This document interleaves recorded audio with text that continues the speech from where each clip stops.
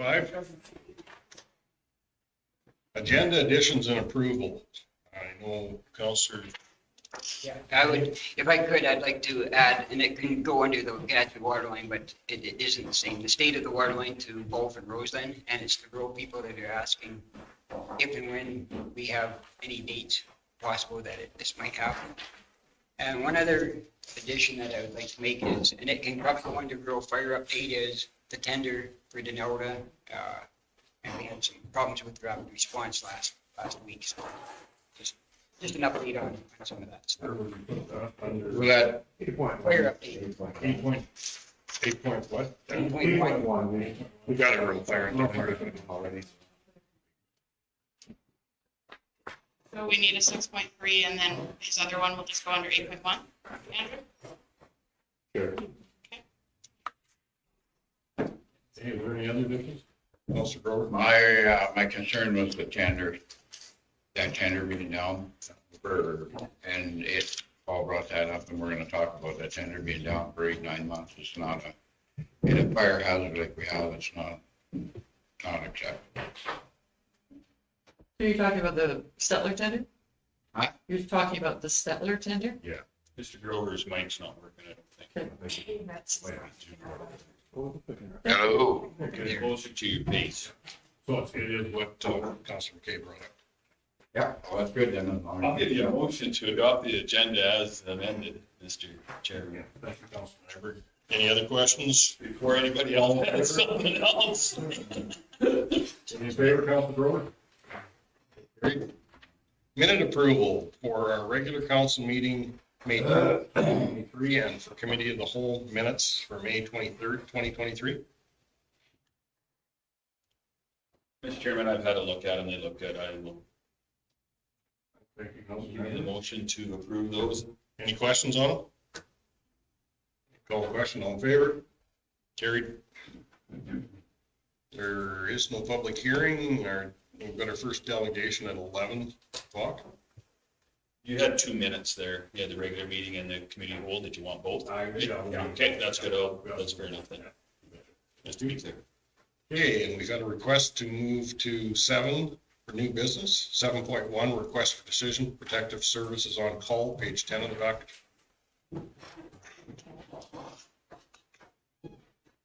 Thank you, Mr. Chairman. Andrew, you want to say this one? Yeah, I can talk to this and let Clint speak to it as well. So we've got, we noticed a bit of a conflict between our protective services policy and our HR manual and how they govern overtime. The protective services policies was kind of an artifact from quite a number of years ago. And it basically just said that for a callback, employees would get a minimum of 3 hours. Our HR manual specifies employment standards code, which is 3 hours at minimum wage. So it can be quite a difference, especially when you're working at overtime rates. So we would like to propose or recommend that we remove the clauses from the policy which conflict with the HR manual and are already dealt with. And then the second issue that we brought up along the same lines was that currently the policy doesn't actually say when we'll respond to a call from the public, basically. So we wanted to further define that and confirm that that's council's direction on the level of service they want to offer after hours. So our general practice has been, and I believe it's the direction we've had from council in the past, to effectively only respond to complaints that either affect the security of our facilities or assets, or if the incident involves public safety, such that public safety is reasonably at risk and the CBO can actually do something about it if they respond. So, you know, some good examples in the past have been things like livestock at large on a highway. We're sometimes better equipped to deal with that with our local knowledge than maybe an RCMP officer, or especially if it's on our road specifically. And so those are the types of things we would call out for. Otherwise, if it doesn't meet the criteria, we'd still take the call, we'd open a file, but we would start investigation during regular business hours. I should note, this doesn't include complaints about animals at large or dogs at large specifically. Those will get routed directly to our contract animal control provider directly. So if there's a dog at large, that'll be dealt with separately from this policy. Andrew, I have a question for you. With the animals at large, We have jurisdiction on just on the gravel, or do we have it on the numbered highways also now? Because that's where a lot of our issues have been. is on the- Yeah, I think we're typically able to disperse them on the provincial highways. So under our traffic primary highways policies, if it's life safety, we can respond to it. So under that policy, we can go and deal with animals or whatever else. So even if it's someone parked at like at the bottom of a hill, or if it's foggy or something like that, we can even deal with that, for example, on primary highways now, because it'd be deemed life safety, someone could get into a collision and it could heavily impact people. So that is kind of separate from this policy, so it's still covered. It's, hopefully that answers your question. Councilor Grover? What I would refer to is, cattle at large, you can control them, pen them, all the stuff if they don't happen to show up. Yeah, if we're, I mean, we don't have, At 11 o'clock at night, yeah, we can try and start basically herding them out of harm's way. We can either, there's a few different options. Before you couldn't though, right? Well, since we got the new animal control bylaw put in place, that was what allowed us to now be able to have the legislative backing to be able to go and actually deal with them now.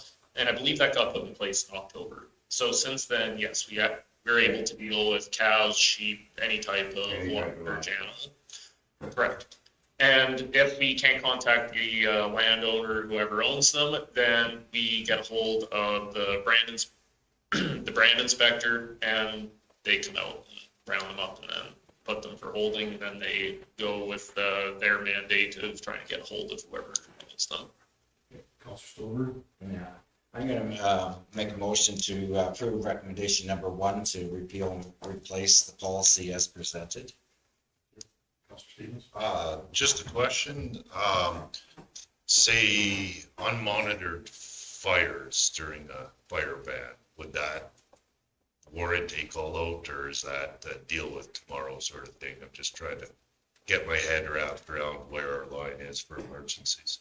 So that is in here, I believe it's put, but yes, basically in responding to like complaints during a fire ban, people burning during it, that's life safety, because look what's happening in our province with Drayton Valley and everywhere else. Still life safety if it's not being, well, if you're burning when you shouldn't be burning in conditions like what we've had the past little while, it's not just going to impact that person, it's going to impact potentially an entire community. So still life safety, we should be still going out and still responding and dealing with it. But just to expand on that a little bit, in the example where, because of course, under a fire permit, you should be monitoring it 24/7 regardless. So outside of a fire ban, if it was unmonitored, that's probably not going to be a life safety issue. We're going to respond if the conditions are favorable to that fire not spreading uncontrolled. Fair enough. Just, I think it was you and I were dealing with those cattle out on the highway on Highway 56 a few years ago. Yes. Would we be able to respond to that? Because we had a very unfamiliar person with animals that was turning sirens and lights on at 11 o'clock at night. Yes, I recall the incident. So yes, under our new traffic primary highways policy, we'd be able to respond to that. Did you break Clint's fingers for pushing that button? No, it wasn't Clint, it was pushing buttons. That was an outside agency. It was him holding me on the ledge because this was amazing. Stopped to help on the highway, that same thing, it was late night, 11 something. And our RCMP, no, so I got the guy coming and you're just gonna back up the stock trailer and we're gonna just chuck them in there and away to go. I don't know, I guess I don't know much about cattle, they never got them in there in a million years. I was just trying to show, if somebody comes along that actually knows what they're doing, can they help you? That's up to the officer's discretion at the end of the day. If Because those cows there have. they're willing to help them, we can do it. Then absolutely, we should try and get, if they pull up, we can tell if the vehicle's stolen or not. We can run it pretty quickly. We can get people's driver's license, contact info, and that stuff. And I'm of the opinion if we can keep them local, then we're doing the animal owners a favor by not having to drive to Pinoca or wherever else. One of the main things is This way we can. highways, somebody don't run into them, is what I was thinking, and just down there, there was a gate, and, I think that guy had 2 horses in there, you could have run that 7 steers in there, and it would have been off the highway done, but no, we don't need your assistance, okay, fine. Yes, Okay, we have a motion, from Counselor Stillberg on the table for the first part of this. Can we do it in 2 parts, Andrew, or? The motion that Councillor Silberg has put forward would cover both sides. We cover both sides? Okay. Either the or and Okay. follow up, yeah. Okay. That's how I understand it. Any other questions, concerns? Call the question, all in favor? Carried. Okay, request for decision, Community Investment Program, page 13 of the package. Good morning, councillors. The Community Investment Program, we had 9 applications this round, which ended May 31st, which totaled $20,550. The Community Investment Program, we have a budgeted amount of $15,000 per year, $7,500 per 6 months. So my recommendation would be to consider awarding funds up to $7,500 for the events for the second half of 2023, as we already dispersed $7,500 for the first 6 months of 2023, and our next deadline will be December 31st, 2023 for the first 6 months of 2024. So the values range from $7,500 to $50 with the 9 groups. I just leave it up for discussion as to where council would like to go with allocation of funds for this round. Counselor Stevens? I'll start off and give a little bit more info on the town and county museum. They have a typo in the in our forms here. Flustered you. So it's actually a joint project with the museum, P&H Elevator, as well as the Antique Tractor Club. There's been some discussions by our staff of capping off our farm tour at this location, which makes a ton of sense because it's all ag. They have thrashing displays and antique tractors. They have a mill, they have a blacksmith display, the bale press. So it's kind of suits that tour. So I'm in support of giving them their $1,000, but in admission fees for our entrance, because we would be getting double billed otherwise. Give them our grant, and then we'd have to pay for admission for 50 people. So I like the idea, but they get it in entry fees instead of a straight up grant. Counselor Grover? how much of the grant do we already give them to operate? Our operation funding is 30, I believe. 30,000? Okay. Now they want another 100, or another 1,000. Okay. The 3 groups do, yeah. I think what Mr. Stevens is saying is that this is It's a joint. it's the fact that it's labeled Town and Country Museum, but it is a joint effort, is what he's trying to explain to everybody. And as well as the fact that it's benefits us.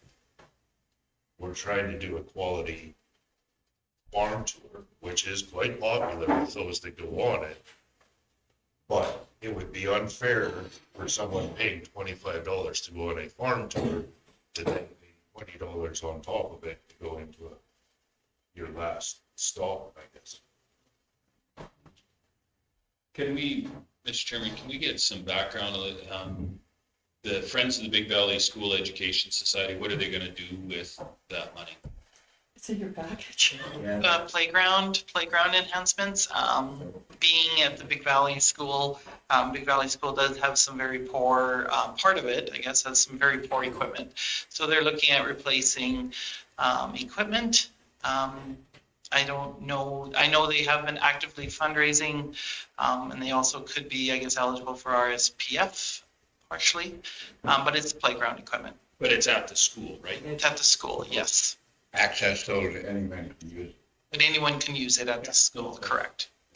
Stellar Variety Showcase, I believe their application was centered around online ticket sales. They're trying to build their online presence. They'd like more people to get their tickets online, which seems to be the way of the world right now. So they would like to build a website and put their tickets online.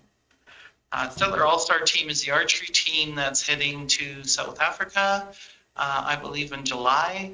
There's a trip of students and coach going to South Africa, I believe in July. Big Valley Egg, I believe it had to do with their street dance event. I'm going off the cuff. Big Valley Bust Out Rodeo, I don't recall what that application was regarded. That was for an event. For the event in July, right? Yeah. Town and County, we discussed that. Stettler Pheasant Festival, they're celebrating their 10th year of hosting their event. So they're just looking for some sponsorship for part of their event this year. Stettler Culture Days, that's always held in September. For the month of September, we have a variety of Asian cultures we're hosting this year. And they're hoping that the county would sponsor that event. And Crafty Crew 4-H was looking for $50, I think, for one of their little craft events, or I don't remember. I see a lot of stuff. Being we got requests for $20,000 when we got 7,500, to just start this discussion, I think the bottom three, those small amounts, I think could probably be funded as requested. The larger amounts, first the Big Valley Playground at 5,000.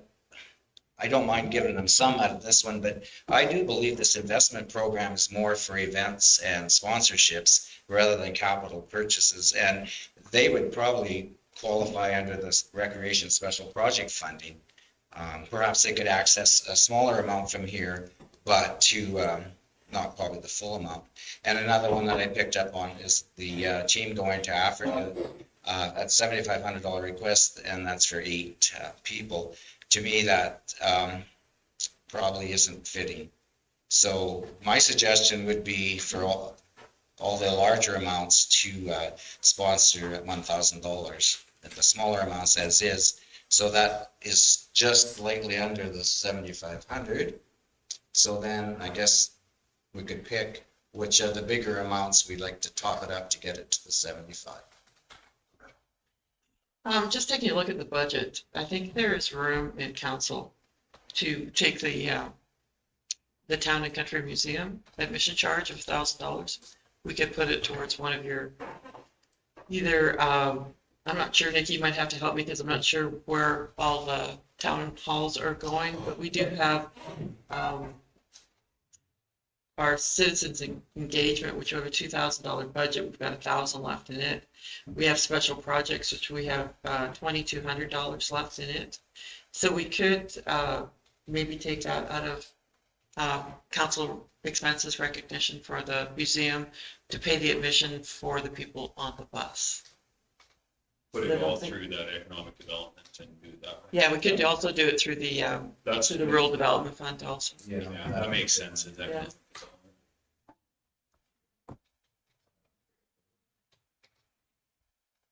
Any other thoughts on that? I attend and agree with Mr. Stolberg on this, that's makes sense. I mean, there's some pretty big asks in there for this small amount of money. Because even if there's not gonna be a lot to split up over 7,500, if we take that $1,000 and put their top ones at 1,000.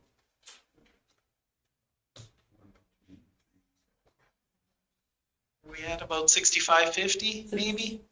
I was thinking 6,050 if we take the 1,000 for the museum. 1, 2, 3, 4, It's 1,500. 6,050 would be the total if we took the museum out. Are we, bust out is getting 1,000 too? So 300 for the top ones after that. I'm sorry, the what? the bust out is getting 1,000 too? Is that what you're I added them in there, but they can take it out. Yeah. doing? I was adding it in at 1,500. I was thinking of $1,000 here, $1,000. and they could apply for the other four. So you apply for the other granting. Okay. I am hopeful that the Big Valley application came with 4 letters of support, that perhaps some of them are chipping in to help those two. Then we do have a little bit left over, so if some of the larger ones want to be topped up, we can get it up to the 75. Yeah, I mean, I don't have a problem if we went with the Big Valley Education Society one, if you put it at, we have another, we put it at 1,500. You've got $1,450 left if you take the museum out. And you put the other ones at 1,000 and the smaller ones at, leave them where they're. Do you want museum out?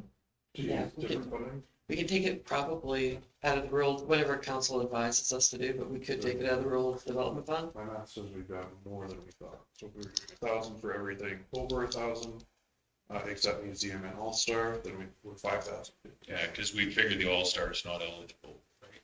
Oh, we took them out? well, I would give them 1,000. Oh, we still get them.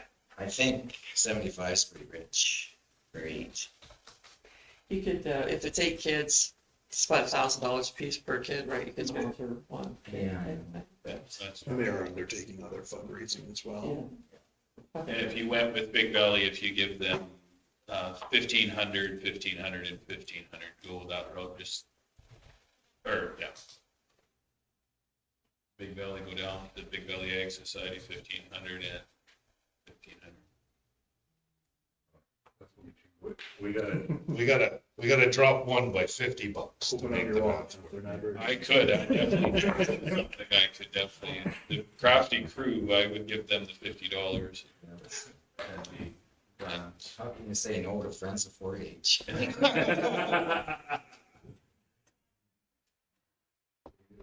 You could, tell you what, do we still have our $300? Okay. No, I haven't spent mine. Take my crafty crew out of my $300 and then So you're down to 250. oh no, what am I gonna do? All in one place. Okay, so we got the numbers figured out? No. Mr. Chairman, I would like to make a motion that that's how we proceed with as presented. 45, 55, 60. Oh, Any other questions, concerns? We have Counselor Gender. I'm just kind of wondering like that, all-star team, if they find out that the $1,000 isn't enough and they cancel it, do they just give the money back? They don't go, no show, no dough. They get something, I don't know where else they are getting any donations from. Well, I know when my kids did school trips, my pocketbook was very heavily taxed on it. I know they raised a lot of money on pop bottles and they did a lot of work, my kids, so that's how you learn to do by doing. I just have a question about the recognition portion. We'll need to do a little further follow-up about how we would be, the county of Stettler would be recognized, which is part of the policy requirement to recognize our sponsorships. So we'll have to do a little digging into how they'll recognize it on the few that aren't obvious, right? The playground and the variety showcase, I guess, because that's not an event, it's a, right, it's a software thing, so we'll have to look into that. And just clarification with the 4-H request of $50, being it's not funded today, how can we make it clear to them that they're still getting their money, just not out of this one? Because I don't want them to think if they're following along and they see they got zero here, that they didn't get anything. So, do you respond back to every applicant? Yeah, I can phone and, yeah, I have their phone numbers and I can respond to it, yeah. Okay, because we definitely want to make sure that they know they're getting it. Okay, perfect. Those numbers are straight. We've got a motion on the table. I don't know, do we have the numbers straight? I think Andrew has a nice little. Do you have the total numbers, that total? Just put them up on the Screen. Okay, thanks.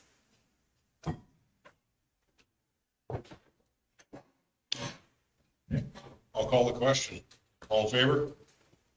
Carried. 7.3, request for decision. Recreation Special Project Funding Deadline, page 67. Yeah, and I take this one also. Thanks, Yvette. The Recreation Special Project Funding has an annual deadline of October 31st annually.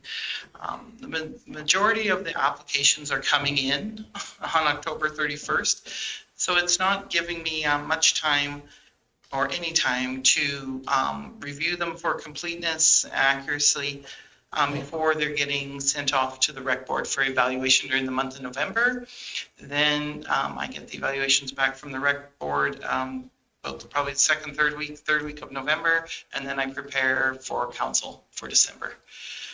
So if we move the deadline back to October 15th, it would give me 2 extra weeks, which would be sufficient time to review the applications, review any missing documentation, make sure the applications going forth to council are complete, and I think as a result, maybe we would have a better evaluation process by the rec board. So my options for consideration is we approve the deadline change to October 15th, or we continue to keep the current deadline of October 31st annually. Stevens? I'll make the motion that we go with staff recommendation 1 to approve the deadline change to October 15th annually. The rec board supported this idea, more out of assisting administration to give them more time to do their prep work than our benefit. Councilor Gender? When do the applications open so that they can apply for these? Applications are open basically all year. So groups can submit their applications anytime. And in the guide, it says that, but just the majority slide them in October 31st, and sometimes online till, my email 11:55. They come in all the way right close to the deadline of midnight, October 31st. They are going to come into midnight of October 13th. That's the benefit. It'll still show up right at the deadline. So I think if I encourage them, I think we through the rec board, I think we'll try and back them up quite a bit, but I would say 95% of the applications come in on the deadline, but they're welcome to drop them off anytime. It could Make be, sure everybody knows that. today, next week, next month, they can, and I just put them forth for the next application deadline. We'll get something out, Nikki, and communications too on that. Yes, absolutely. Councilor Riddick? Just one question. We were talking about some of the rural schools that are benefiting under this, looking at them and maybe abolishing them. How's that working out? I think that's in terms of operational assistance grant, and I have a form that's pretty much near completion, which will go out to all the groups as soon as we send out the operational assistance grant as to their viability, feasibility. I'm also in the process of taking pictures for all the rec facilities. So yes, we will have a discussion about all the recreational groups and where they are in terms of feasibility and what their plans are going forward with their facilities. Okay, thank you. Other questions? I'll call the question. All in favor? Carried. I'd just like to say though, on our calendars, it says October 31st. So we may have some people that, I think if we have a few, I don't mind, if we can back up 6 out of 10, I'd be pretty happy about that. Forgiving this. I think we have to be a little forgiving this year and then next year get it right, yeah. No, I understand that. They're already in print and, but I think most of the groups that are applying mostly are through the rec board. But if there's a few that slide in October 31st, I'm not too worried. But it's the 10 or 15 that are all sliding in all the way up to midnight on October 31st. And, yeah, we'll definitely accept them for sure. Well, with that communication, if it is the typical rec board members that are putting stuff in, let's get that out to them, get it out on our website and stuff, and just try, and then next year, make sure that our calendar indicates when the cutoff is. Okay, any other questions?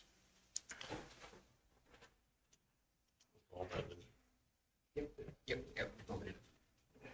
Joe is not here. I'd like to stay on sevens till our 11 o'clock delegations here. 7.5, is that all, Joe? Yep. No, the 7.5 was me bringing it back from the community consultation, and then I got Andrew involved because it's his department. This was the one request that came out of the community consultation that we had at Old McDonald's a couple weeks ago. And, you know, the residents up there would like council to reconsider the speed limit that's being placed on basically 21-2 from 601 up very close to 40-2, which is the entrance into Old McDonald's. Mr.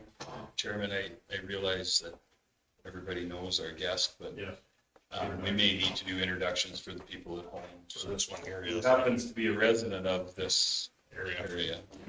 And our guest was outside when we were first opening up. Fair enough. No, I realize that, Mr. Chairman. We'll start with introductions, Michelle. Michelle Hoover, Legislative Assistant. Ernie Jenner, good morning. Paul McKay, Denota Red Roll. Larry Clark. Dave Grover, Big Garbage Counselor. Justin Stevens. Les Stillberg by Miranda. Good morning. James Nyberg, Erskine South Warden Counselor. Nikki Thorstensen, Communications. Juridic Municipal Services. You got Cassidy, CAO. Quentin Beaumont, Agriculture Operations. Jean McDonald, resident of the county. Gene doesn't need an introduction. So everybody in the chambers, those being here also, or watching us, I should say. Okay. So who's taking this one? Yeah. Start it off if you like. Sure. So from the legislative side of things, our general traffic bylaw has two ways of setting bylaws. It can be set explicitly through the bylaw, or it can be set by the CAO. I think in the future, you'll probably see the general traffic bylaw come back and eliminate the explicitly set speed limits for everything except subdivisions, just because everything has to be signed anyways. So we might as well just do it under the authority of the CAO. But in this case, because we heard so much from the public engagement that they really wanted council to review it, we basically have brought it back. And council has a few options. You could amend the entire speed limit along the entire road as you see fit. You could do it for a portion of the road based on the conditions of the road, or you could direct administration to undertake a more thorough review, which could include, if so desired by council, an engineering review of the actual condition of the road and the recommended speed limits. If you'll recall, we reduced the speed limit. It was in the summer of about 2020, I believe, when we returned portions of the road back to a gravel surface as it wasn't holding up very well. This was also around the same time that we had some development permit activity in along that road, and some concerns by farmers in that area about their ability to adhere to the load restriction that was previously on that road. So council's medium point, without rebuilding the whole road, was to return portions of it to gravel and lift the road back. The first mile is where the road ban was lifted. Thank you, Andrew. Mr. Chairman, just an update, that development permit has never went anywhere, right? So it's just kind of sitting there. It must be done because I don't think It's probably, it's 2 years or up, or it's got to be awfully close. They would be up by now, yeah, within last summer. I know at the meeting, we had lots of talk of that, but even people were saying 60 kilometers an hour. Because on that road, but we've seen a lot less complaints since we did reduce the speed. So if we have to remember back to when we were getting all the complaints, we need to make sure we don't get back to that point again. Councilor Grover and then Councilor Stevens. Yeah, you put the speed limit down on it to save the road. And I guess I don't have a problem with that. For the short distance that you go there, bring it back, just leave it at 50 if that's gonna save the road. I'm in favor of leaving it where it's at, but I've had that conversation with a couple of ratepayers from the lake, and they'd like to see it go back to wide open, and yeah, and then the road gets beat up, and then we get a million complaints on it, and this way here, it has, I think it has probably improved that road, or not improved it, but kept it at a fair drive so they can drive down it, with those big holes in it. I like to see the speed limit stay the same. I don't think the biggest concern with that road is the speed. I think the biggest concern, and this is the elephant in the room, is just the volume of traffic.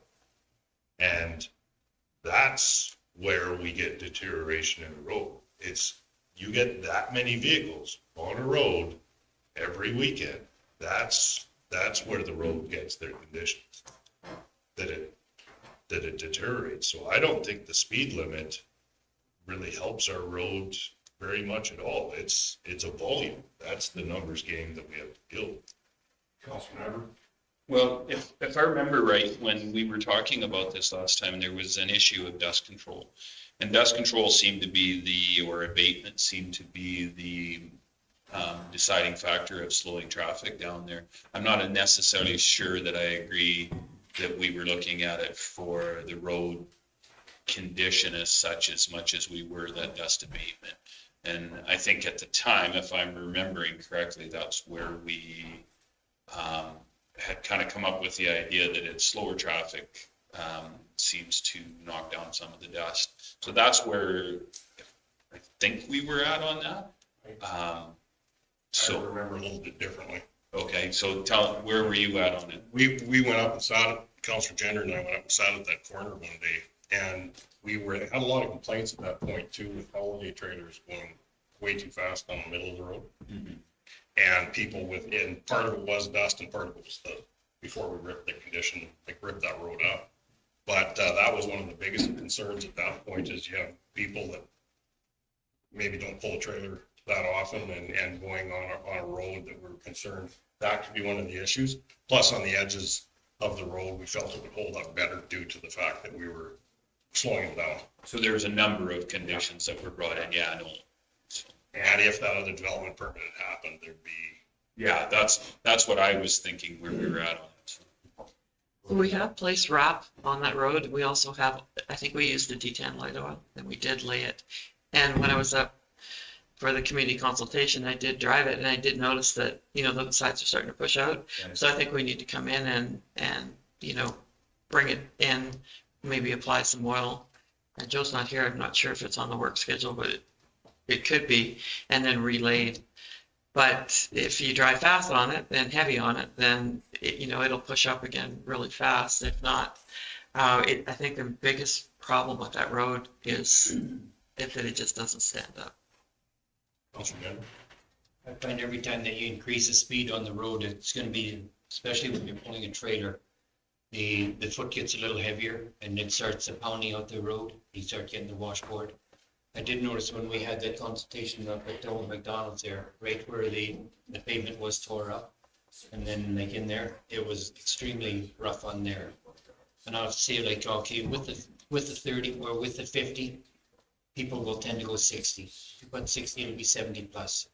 Like I would have no problems on say like raising it to 60 on that part of the road, but I know people are going to travel a little faster than that, but that's where I would have no problems with. Councilor Stevens? In my experience, it's not the RVers that are doing the bulkier speeding. Most of them, because it's gravel, go very slow. I do agree that, they can bring hazards of their own. It's a far broader topic, but I think it should be a completely different driver's test, just to pull a trailer, because I have had to back multiple trailers into their campsites because they could get there as long as they went forward, but couldn't go in reverse for the life of them.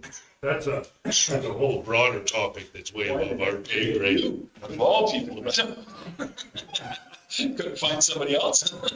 Nobody there. And so the RVers, I don't think they're the big speeders, but I do think there's some people that are not necessarily the most confident in driving with RVs. And there is some sightline issues with those hills and those bigger vehicles crowding the center when they're going up the hills. I would beg to differ with you on that, because we sat there with flashing lights sitting right on in the shoulder. And a lot of those RVs were doing definitely over what the posted speed was at that point, so. That was on Thursday, I believe.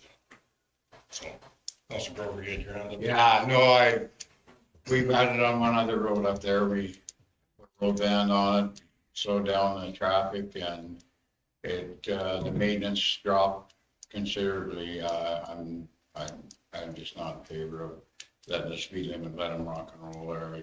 Keep the speed down and save that road. Besides, maybe they learn to drive if they drive a little slower. Well, I'll make a motion. I'm not sure which way this will go, but we are doing this. This road was specifically identified in our engineered study for the South Shore. So I'm hesitant to do anything too drastic before we get the results of that back. But I would make the motion that we direct administration to set the speed limit at 60 until we get that traffic study back, and then we can make a little more informed decision. Yeah, and that's something I could live with, because 30 or 50 kilometers or 30 mile an hour is awfully slow. I know just going through the school zone, it seems like it takes you forever to get that short distance. So 2 miles to 50, I can see being a little bit problematic. And I agree. I think Councillor Gender and Councillor Stevens both have suggested moving it to 60, and that's something I would support. So, Mr. Chairman, just to be clear, now if this motion gets defeated, we basically will be staying at the same. I just, for policy and procedure, I want to make sure everybody understands what's going to happen. Yeah. This isn't a case that we would have to make a motion, go forward again. So just so everybody's clear, if it gets defeated, everything will stay the same. And then if it passes, of course, it'll change. My, I guess my side of it is I think that this isn't a rush item. People are living with it anyways, and I think what we could do is wait for that traffic study to be completed before we go down that road. So that's where I'm at on this. And I just have one more comment. For anybody that thinks that's too long of a distance, don't drive the ring road on the east side of town to the north or to the south, because you have to follow posted speed limit there. That's not our provincial highways either. 60 to the north, yeah.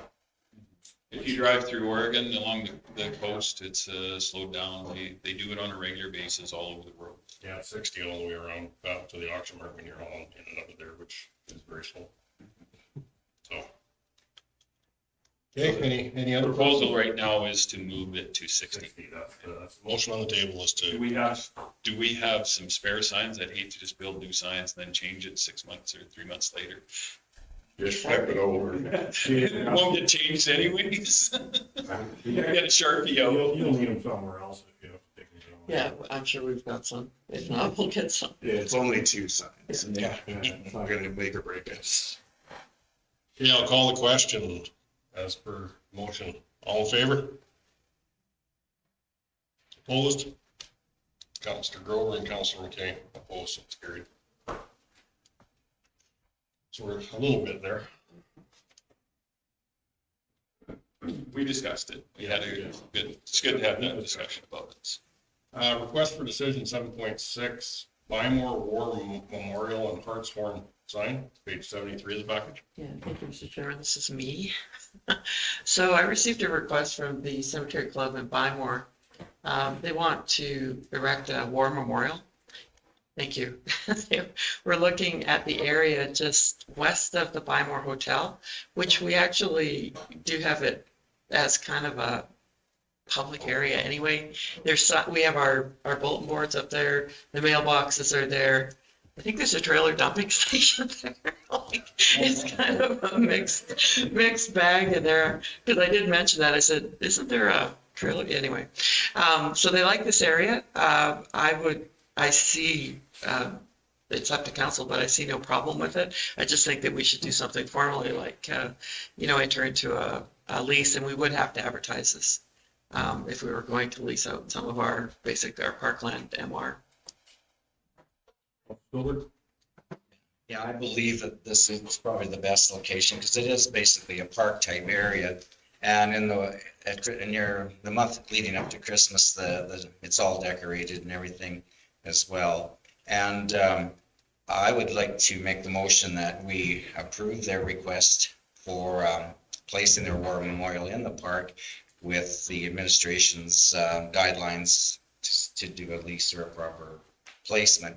And it's a totally separate issue, but the Hartshorn sign, Lorraine's working on that one, and that's on the provincial highway 589. And of course, these point of interest signs, the government no longer wants along their highway. So my suggestion would be to move that sign to this park in Bymore. And it doesn't have too much bearing today, but it's just to keep in mind down the road that if we have two placements there, so that one doesn't conflict with the other. We don't want to take away from the war memorial, because that one could, in my suggestion, would be to also be placed in that same park, but at a different location. But anyways, I would like to, it's the Bymore Ladies Home Circle that has made the request, so I would like to vote in favor of that. Questions, concerns? Call the question, all in favor? That would be carried. Okay, request for decision, 7.7, Stettler Egg Society request for gravel, page 75 of the package.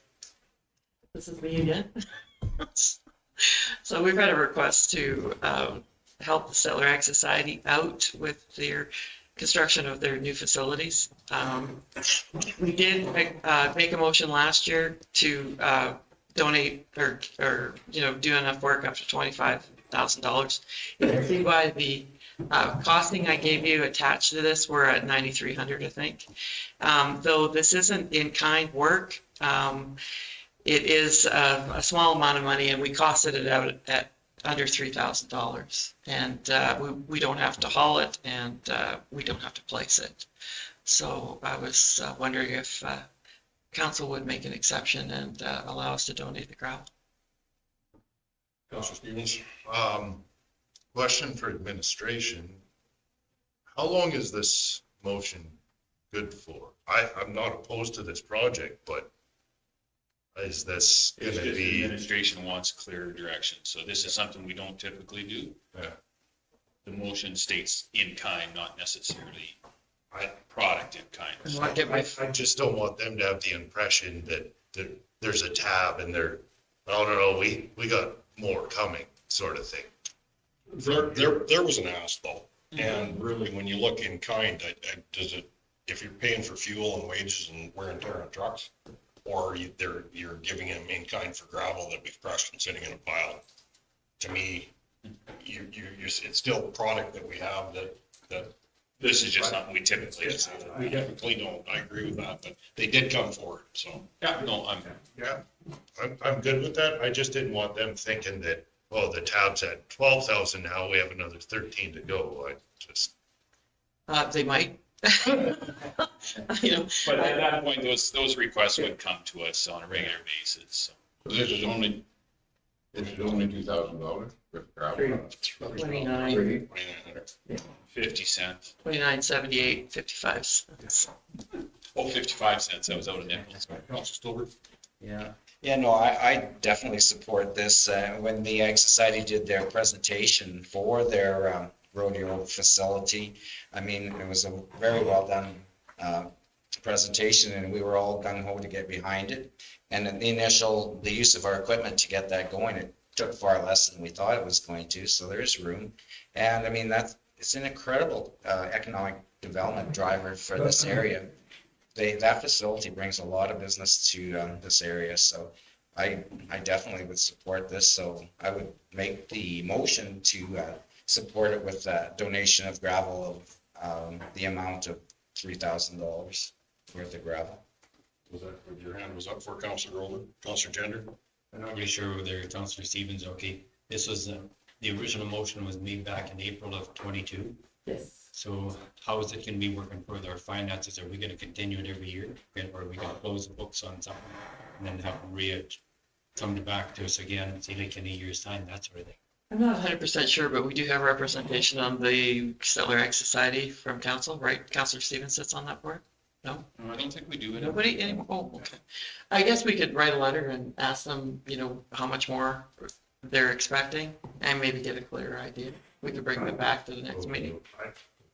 My preference would be to close out this and just handle any requests moving forward. That this past fund, it's not, we're not saying we won't accept any requests from you, but I'd like to close the books on the old project and start moving forward with any new. And I think this is the finalization of this project. Okay, we can send a letter and let them be aware of that. Mr. Chairman. Again, I will just point out that the motion that council had made specifically was that these funds go specifically to the project they're working on. So it shouldn't be a big shock to them that we say, all right, your project's done, so is the tap, thanks for being under budget. Greatly appreciated. Ask us when you need the next penny, so. Motion, Councilor Gilbert? Yeah, and it's one of the finest, the drainage is finally fixed in that arena. So that it drains, they've done, with them guys done a bang up job. And, high school rodeo was put on here. He couldn't get another, camper on that whole property. They have a park all over. It brings a lot of stuff to town. I don't know if that benefits us, but it sure. But, we have repairs who use it lots, and I think it's a great idea. And then we're just gonna pay this and we're just gonna close it up. Good. Yeah, we do help the Ag Society out quite a bit. At the Bull Congress, we had that quite a bit of snow. Then we went down and cleaned the whole area for them. The guys did a great job. So there was tons of parking. So yeah, we're working with them. The operators got a ton of compliments because that was the worst time of year to be clearing snow. There was no frost, so trying to clear snow without scalding everything. Okay, a motion on the table. Call the question, all in favor? Carried.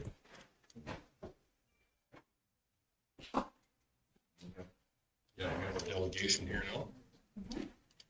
So it is in camera under fourth section 23, local body confidences. Mr. Chairman, I'll give you a motion to go in camera. All in favor? Carried.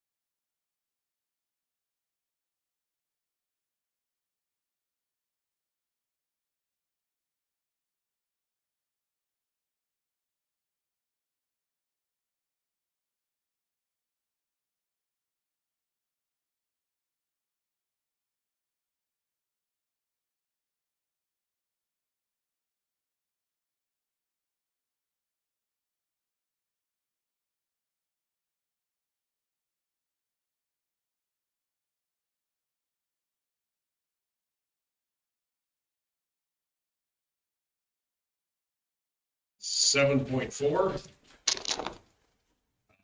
Don't have to ask for a motion on that, do I?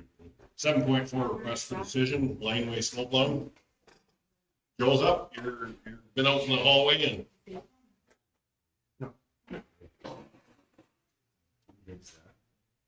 Everybody's mic's on.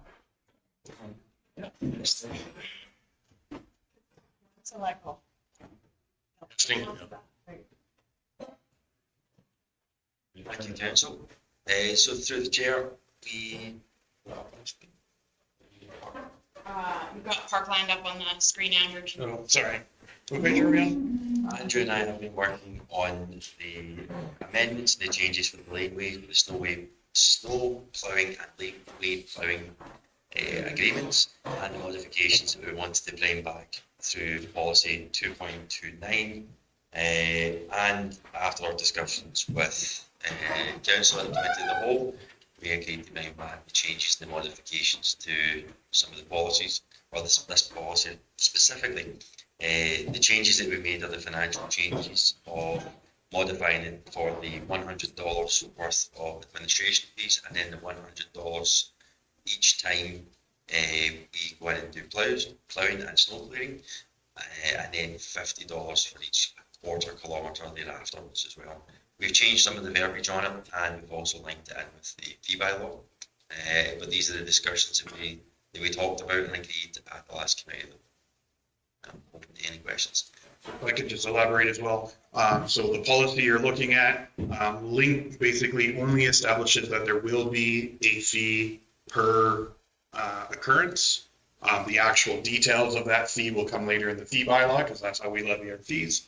We've removed the language that had fees in the policy, because that's not where that belongs, and it often conflicted with the fee bylaw. So we're cleaning that up at the same time.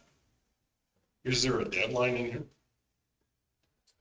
I believe, well, maybe we didn't keep a deadline in here. The deadline was in there previously. I'm actually not seeing where the deadline was. Is it part of the fee bylaw? No. No, it would be in there. Because part of it was you wanted to do that inspection prior to snow, was it not? Joe? Yes, it was. We did have. So a hold harmless agreement must be signed by what? I think our deadline is typically October 31st. Yes. So that should be added to that. That's it. I That thought date. last year it was September 30th. Oh, did we back it up? Yeah. And maybe it should be September, like, Yeah, no, just so they get time to get through and look at them. And if the odd one, you have to drag the odd inspection in October, at least you've got the for number 2, prior to commencing of grading, a hold harmless agreement must be signed by whatever date. Although, if I may, the October deadline, a lot of them did pay their taxes and did their agreements when they were in. That, point too. Yeah, we get a lot Doing that. when the taxes come in, yeah. Maybe it's like the other one we had, if we can encourage them to, I do it earlier. That's whatever council wants to do. well, it's just to give staff time to do it.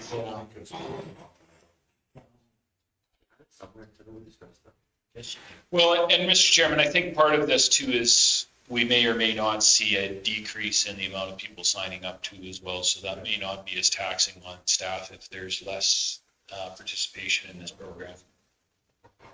Unfortunately, some people sign up for stuff when it's free, just because it's free, whether they need it or not. I just find that we put an awful lot of onus on our CAO for hardship and special considerations.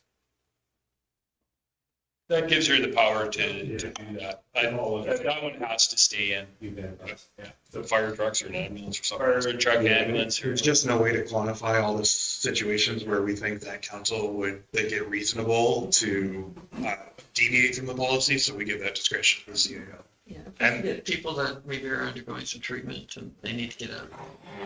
And the last thing I would want is to slow down the process in the event of an emergency, yeah, waiting for council approval. I No, trust her.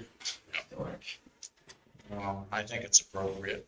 But then one time there was a fellow in my area that was on regular dialysis, and then he was always plowing. You know, We just work them into the schedule, right? We know that they have, what its days are, and then we just make sure that. So no, I think it's good. Mr. Chairman? Yes. Okay. Well, I will make a motion that we approve the snow plowing policy with the addition of a deadline date of, I'd stay with October 31st. if that's what it was, I'd like to keep it consistent. Then we save on the trying to re-educate the public when the new deadline is. He's gonna, say the last working day. I just see it, yeah. Yeah, just to match the tax. That's what our tax deadline says. Yeah. that makes sense. Yeah, I'm happy with that. Councilor Campbell? We just kind of wondered in October, because we had that storms in October.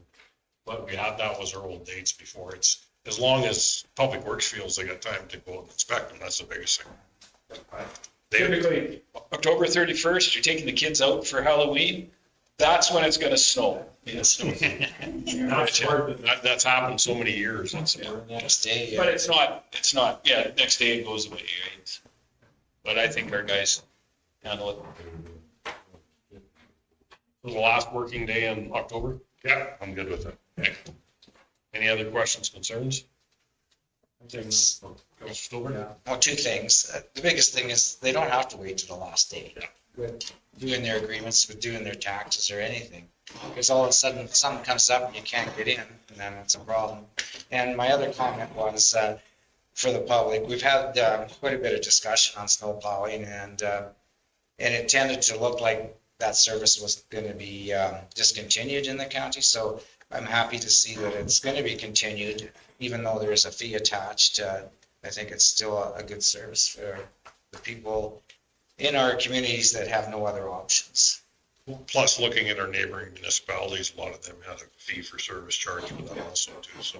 Yeah, this mirrors lots of Years that we didn't go about this blindly, we looked at what our neighbors were doing too, so. Yeah, we'll call the question, all in favor?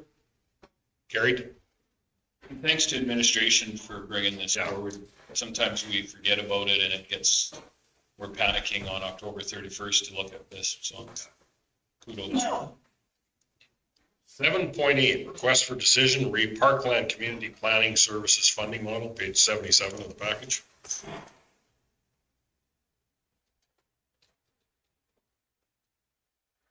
Craig, you're here to speak to us? Thank you. Yes, thank you very much, Reeve Clark. So just a quick little bit of background about Parkland Community Planning Services. The easiest way to think about it is a co-op or shared planning department that member municipalities are able to access as needed on a fee-for-service basis. It's existed since 1995 after the demise of the regional planning commissions, and presently there's approximately, we have the numbers exactly, a little bit off, 13 member municipalities, an additional 2 or 3 members under contract that around central Alberta, stretching from the Clearwater County area down to Mountain View area and out here to the County of Stettler area that make use of the service. Every 3 years, the agency asks members to renew or consider a new contract and renew their participation in the organization. In this particular case, they're also challenged with some staff turnover issues, and our contracts have been extended for 1 year. The County of Stettler extended our current contract for 1 year to give time for a new funding model to be developed. What's being presented to council today is the proposed funding model that's been worked on by the board of directors of Parkland Community Planning Services. Those are drawn from, the board of directors are council members drawn from member municipalities. Our representative to Parkland Community Planning Services is Councillor Nyberg, who is also one of the 5 members on the board of directors for the agency. The intent of this item is to put forward a new funding model for incorporation into the next 3-year contract arrangements. And the PCPS is seeking feedback from member municipalities in principle on thoughts on the proposed funding model, with the view that that input would then be shared with the members at the upcoming AGM, which I believe is on June 29th of this year. And then at a later date, and feedback, there may be further changes, or we may see the more details showing up in a contract that would then come back to council to determine if you wish to continue with participation in PCPS. We do rely on PCPS for about two significant things right now currently, and it is a flexible arrangement that can adjust over time. Right now, for the planning and development department, it's help with subdivision processing. That could expand to other permits as needed or other activities. And also they host a regional subdivision and development appeal board, which means our administration doesn't have to look after the setup for having a panel of people ready to go and then conducting our hearings internally. So those are our major services that we currently draw on from PCPS.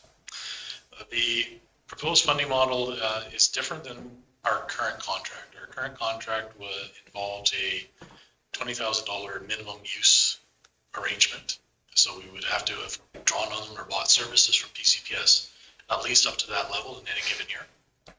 And typically the plan year rate was $150 an hour. And there was no concept of a membership fee. What you're seeing in the proposed funding model is the introduction of a two-tiered membership fee to cover base administrative costs. And depending on which tier, there's one that's higher at $9,000, one's lower around $4,500, literally half. Gives you access to a more preferential hourly rate for planners, technicians, senior planners, etc. There is no commitment in the model for a minimum amount of spending.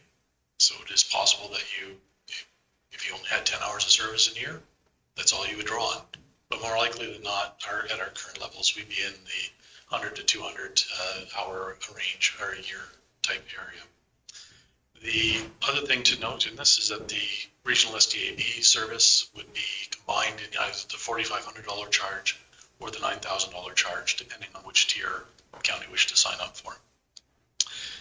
The recommendation is to provide feedback to PCPS as requested, that the County of Stettler approves in principle the proposed funding model. And again, I do want to emphasize that the details would come back to council in a renewed agreement at a later date.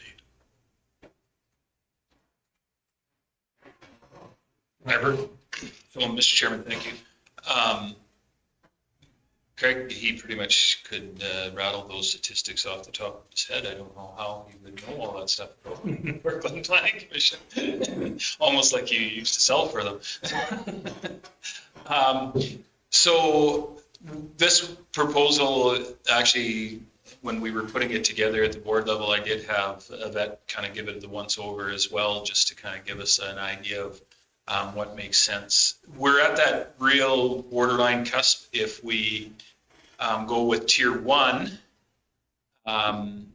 we need to be in that 250 hours. If we go with the tier two, 200 under, or it's a little bit of a savings. We're talking $500 or to $1,000 difference one way or another. Do you see us using more of this or less of it, or where? Depends on how many subdivisions we get, I guess. There is. So Reed Clark, subdivision does drive it. That's one function that I've assigned to PCPS staff as a kind of an automatic. One comes in, they process it. We're a little low this year, but there are other assignments that, depending on the capabilities of the individual staff member, they can be drawn in to help with parts of the LUB review, the NDP review, or research on general planning topics that we're facing. And so one of the other things too, as well as we go to an SDBA hearing, we haven't, I don't know, when was the last time we've had one? 2 years ago? I think 2021. Yeah, so a couple of years ago was the last time. So if we had one of those, we would be getting the preferential treatment too and getting a little better prices, the way that I am to understand this. So one SDBA hearing would put us over the top. So I would be going and Yvette, and Greg, you're Craig thinking the same way as me, that tier one would be an acceptable one to go with to take to the board? I think so. I think that, tier one is probably, and we'll see, as we've got two fairly new development officers at different stages. I think as they get stronger, they'll be able to take on more responsibility, or if we get busier, we're going to need PCPS's help. And I know they've worked on some mapping for us that was really helpful with the South Shore Area Structure Plan, and working with our summer villages, especially I think even the traffic impact study. They've been giving us a hand with. Yeah, actually, backup GIS is something that I feel strongly about, Yeah. because if it's not Rich, it's me, and I generally don't have time anymore. So that's, and I desperately don't want to lose our regional SDAB. When I was able to just hand the files over to Parkland, that just works so much better. So I'll make the motion that we go with the tier 1 and take that proposal to the board meeting on the 28th or 9th, whenever it is. You know, plus we talk staffing and our busiest, one of our busiest development times in the summer, when people do take holidays, so that allows us an avenue for that also. Councilor Stillberg? Yeah, just a quick question. The tier 1, tier 2 decision, is that done annually? I think it'll be a 3-year Or contract. was it a 3-year contract? It gives us the arm's length. You know, if we've got a very highly public development that's coming in, it's nice to be able to fall back and for Craig to get some, to brainstorm with. Also, yeah, the GIS and the mapping backup is great. And even if Craig decides if we let him out of here for a holiday, it's nice to be able to make a phone call if we have to. And interesting to note, I think we actually have brought on 2 or 3 more new clients within the last one. We got a new director finally who has been tasked with looking at bringing on some new clients. So this seems to be appealing for some of our smaller hamlets or villages out there that are trying to do their planning and can't necessarily afford the big bucks. So, and it's very comparable price to if you were to have a private planning company come in, and you can, like Stantec or WSP, they don't have a lot of options for it, but they can do that stuff at a considerably higher per dollar an hour price. It's the value's there. I definitely agree the value is there. And also, as I think we all know, planning is not getting simpler, it's getting harder. And when we don't do things right, they tend to follow us for years. If we do things right, then it's great. And we don't have the problems that keep coming back and coming back. We have that motion that we. We have a motion on the table for the.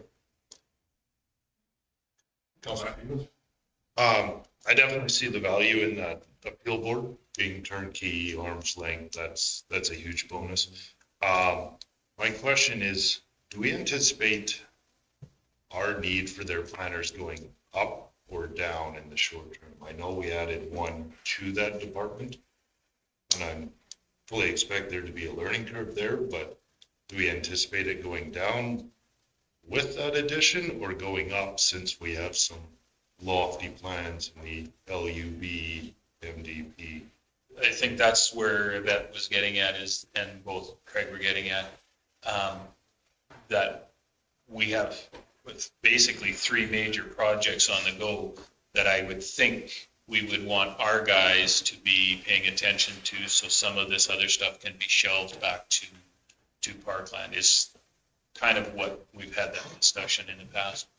The answer to your question also depends, how aggressive do you want to be on economic development? Yeah. Right? Because the more large projects we see, the more expert planning staff time it's going to require. We have 2 proposals floating around out there right now that could be very time consuming. So there you go. That answers your own question. Be quiet and vote. Other questions?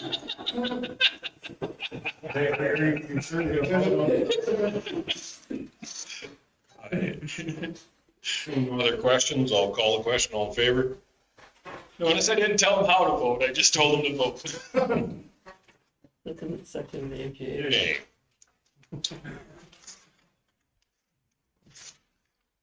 Request for decision, 7.9, Erskine landfill setback, page 88 of the package.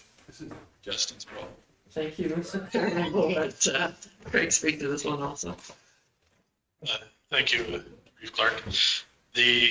So this item was presented to council. We had a brief discussion at the May committee of the whole meeting, and it's been brought back for a formal debate and a decision from council with a couple options on what to do.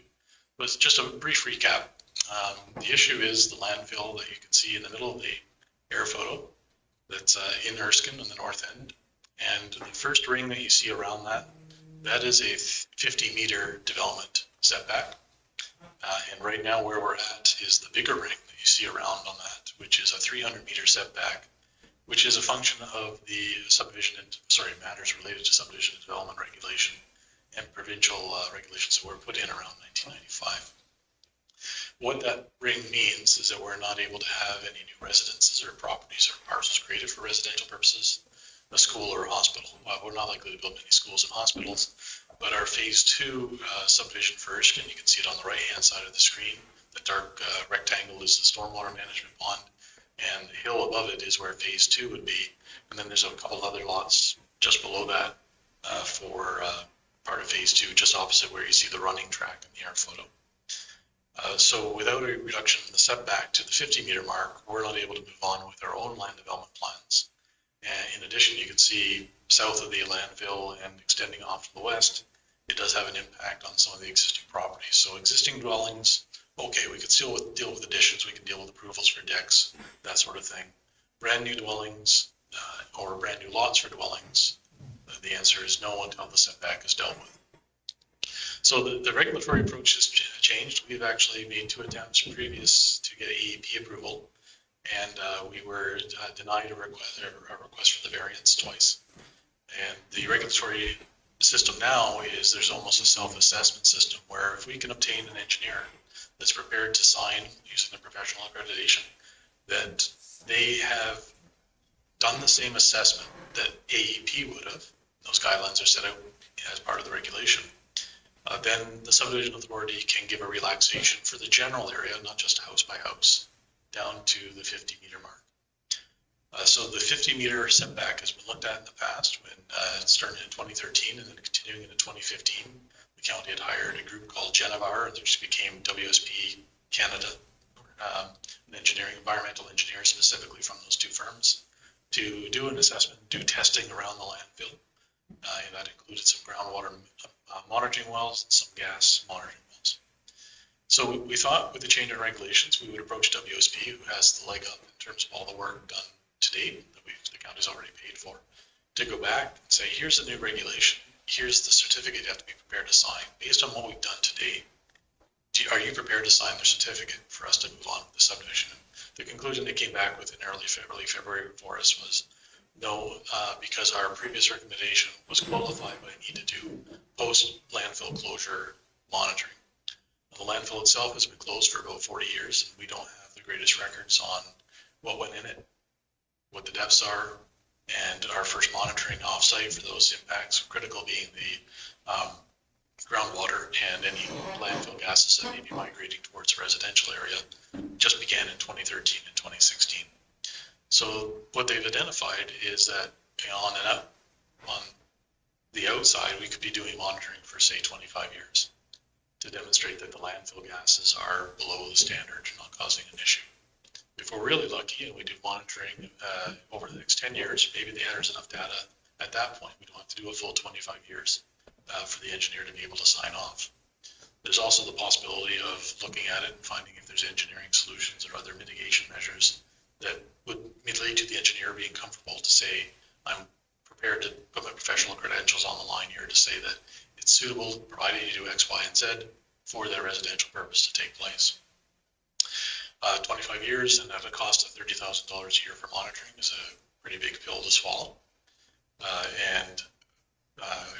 So staff's recommendation on this is to take somewhat of a gradual approach. Doing more monitoring this year, at least a 1-year time frame, will give us 2 separate points in time to be able to assess what's happening. Maybe there's a trend shaping up in the groundwater or the landfill gas issues, and then give us more information to come back and say, before we go on to commit to another 24 years of monitoring, what are our options in more detail and what's this going to take? And then item 3, you can see in the RFD and the report was to then select an approach. Most likely item 2 and 3, if there's a desire to engage a different company, that's where that could occur. Or if there's a desire to make sure the scope of work for the engineer is to spend time with doing a way better explanation than I can. I am not an environmental engineer on these issues. To explain exactly what we're up against, what kind of techniques could be used, what the technology, what the expectations are. So that could include exploring and talking about what some of those engineering mitigation measures may look like if we in fact have a gas problem. There's a chance that the $32,000 cost that you see in the report could come down if our staff are able to do some of the field grabs themselves directly. And with that, the recommendation is to go ahead with 1 year of ground or of the testing proposed by WSB Environmental Engineers, and also to fund that out of the land sale reserve.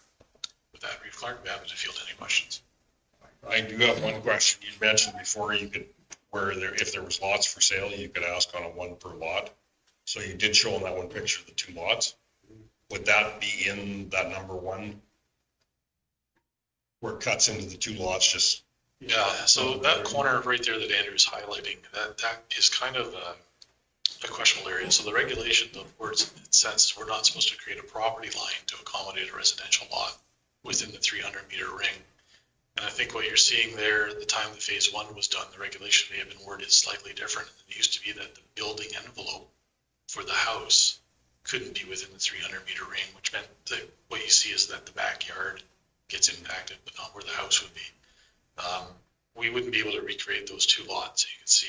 I was under the thought maybe we could if we had the engineer come back to us and say. Yes, if we want to go lot by lot, it's going to be, but it's the same expectation for monitoring. Yes, Councilor. My question is, do you think that this 1 year of testing will give us or the engineers enough baseline to work with where they can make long-term recommendations moving forward? Or I guess, what do we gain? What, at the end of a year, what do we hope to achieve, I guess? Possibility is hopefully 2 points in time where we know whether or not the trend of the gas is doing this level, flat, no change. Yeah. That probably doesn't bode too well for doing many, many more years of monitoring. Or if we have an increase, so that's actually even worse. Or if we have even the start of a slight decrease. So that last one was kind of, would give us hope. Right now, there's just not enough for them to even make, they're not going to prepare to take a stab or a guess. So, Mr. Chairman, unfortunately, I think we're at a point in time where we're stuck. If we don't start it today, the way I understand this, and correct me if I'm wrong, if we started it 5 years from now, we still have to monitor for 25 years, right? Yes, there's a The possibility. longer we put this off, the longer it's not like if we wait 10 years, we're going to be able to only monitor for 15 years. That isn't the case. And unfortunately, if you wait 10 years, the price to start monitoring is going to be considerably more expensive. And on top of that, the on a go forward basis, you're going to delay any development go forward that more 10 years. So unfortunately, we really are between a rock and a hard place. We need to start now, and we'll see what the cost of monitoring, if we can drop the cost of monitoring down over the next few years. Either way, you're going to have to start monitoring and do it for 25 years, go forward to see where we're at. Doesn't get any better later on down the road. So I'd make the motion, Mr. Chairman, that we instruct administration to start the monitoring process on this with the budgetary consideration that we've given of 30,000, 32,000 and 1 year of monitoring. 1 year, and bring it back afterwards to see where we're at from there. Just go ahead, Councilor Stevens. Yeah, I wasn't suggesting that we shouldn't go down the road of monitoring, but if it does end up being 25 years, assuming no inflation, which is, we know is going to happen, at 30,000 a year, are we cheaper to just, I know it was suggested a decade ago, or Yeah. so. I know where you're going. Cheaper to get rid of the landfill, to haul it away to, Well, that's gonna have to go to a class 1 landfill in Big Valley, and I'll tell you what, I don't want to be the counselor even associated close to that if you start digging that up, because there's gonna be. And the problem what we have with that is, we have no idea until we do this monitoring, how far it's leached. That, where you see the shaded area, the amount of dirt that you have to bring out might be 3 or 4 times bigger than that. Because we don't have accurate records how, I'm going off memory of filling that, going to what we called the dump back in those days, and I am very, very comfortably thinking that it went further east than that line showed. We may have been encroaching on the neighbor's property, even that neighbor happened to be, I'm thinking, the CEO of the county of Stettler, so it wasn't as big. They called him a county manager at the time, but I don't think he was that concerned about it. Councilor Gay? This might open up another can of worms, and this isn't the only one probably in the county, but I know Denota has an old pit too that. No, we don't, no. Former council that I sit in his seat now as to where it was, because he didn't know where it is, but I do know where it is. It's, The village's town land, no, it's in the county. but was it the villages? It was, I don't know back then what it was, but everybody hauled to it, town, county. Oh, so it's the But villages. it might be different. It might be different than this because there's no, other than one acreage that's right around it or near to it. So it should involve the town other than the ball diamond sort of thing. So I'm just pointing that out. Yeah, I know. Or should we be looking at all these? Because it could come down to haunt us down the road somewhere. The only thing is, within the next 25 years, I could see us imminently developing Oh, yeah, property. yeah. Where now it's probably not, no. I know the one in Nevis, there's probably not imminent that there's going to be development. And bought the Gatsby, The one in Gatsby would be beside the sewer lagoon. It's a mile and a half out of town, so. right. But you're right, we're gonna have to get down those. And the problem is, just like what's happened to us here, what does the provincial law changes in the next 10 years? I highly doubt they're gonna get lighter. So, well, yeah. based on what Larry said about the one in Gatsby, I do feel very comfortable saying there's not gonna be a housing boom next to the sewage lagoons. That, we're comfortable on one. Never say never. We have a motion on the table. Any other questions or comments? Seeing none, call the question. All in favor? That is carried. 7.10, request for decision, herbicide purchase, page 92 of the package. Thank you, Mr. Chairman. Clinton? Yes, thank you. This is just part 2 of my herbicide purchase. This would have been a request done at the same time had there been sufficient amounts of herbicide at that time, but I had to wait for more to be created. So you're seeing the second half of my request for decision to purchase herbicide.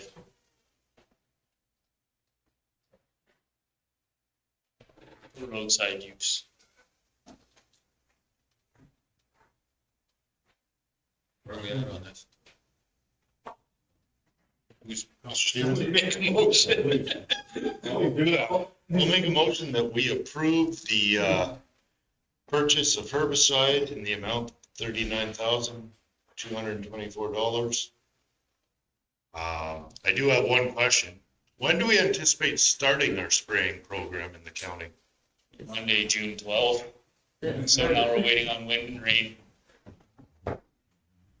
You're welcome. Ready to go. You're welcome. Please don't. We started spraying. The rain came.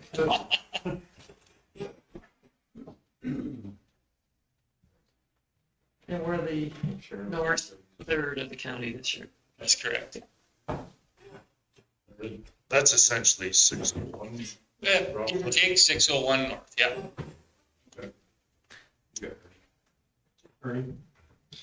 I just want to know, what's the difference between Clearview and Gateway? I just see the dollars per case is such a spread in there.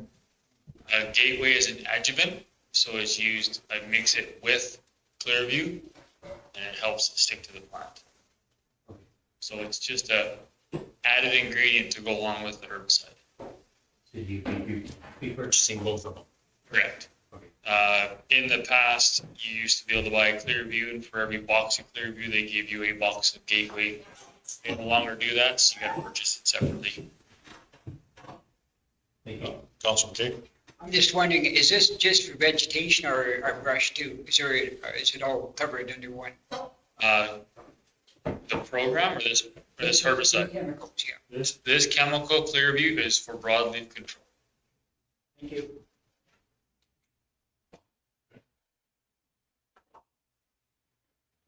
Motion, I got a motion from Councilor Stevens. Any other questions? Seeing none, we'll call the question. All in favor? Carried. 7.11, request for decision, request for letter of support, page 94 of the package. So, thank you, Mr. Chairman. We received this request from the Stettler Community Support Center. Pretty straightforward. It's for community initiative program funding, but I must caution council that when you give a letter of support, now they could hold you to any financial obligations that go with the letter of support. So we have been bringing these to each one to council, always with that cautionary comment. Yeah, outside of municipalities and school districts, I wouldn't be as concerned. So a community group, typically you're not gonna see that thrown in your face. Yeah, it's just in initial ICF negotiations where some communities have seen some issues. We're pretty confident that our ICF that we've established should reasonably protect us from unintended service partnerships from getting added to the slate of commitments just by way of a letter of support. We should be comfortable there. But the JUPAs yet have to be worked out with the school divisions too. There is a risk. Yeah, no, I totally believe this one is a safe bet for the county to support. And FCSS, they depend largely on grants to supplement their funding, and they do work hard on accessing a number of grants. So we certainly don't want to stand in their way, because about half the FCSS programs in Alberta, they receive more than the minimum funding from their municipality, whereas here at Stettler, the town and the county fund FCSS at the minimum amount required by the government. So I think I'd be pleased to make a motion that we provide a letter of support so they can access some of this grant funding. And if we don't get the grant, it's not going forward anyway, so it's a non-issue. There's no matching it. For ongoing though, is it, could that be where it's at though? Like where our vet's concern is from? No, there's no matching on this grant. Any other questions? We already give them money, just in a different venue.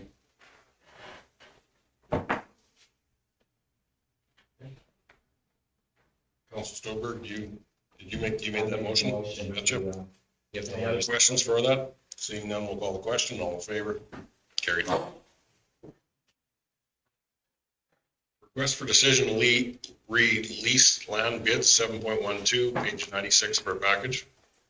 Thank you, Mr. Chairman. Quentin, do you want to speak to this?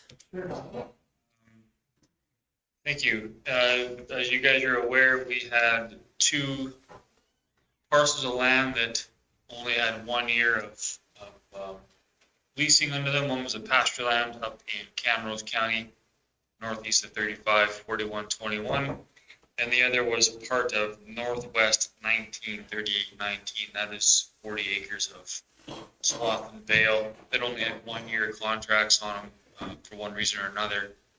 So we put a tender back out for the remaining 4 years. I received 3 bids, 1 on the pasture and 2 on the hayland.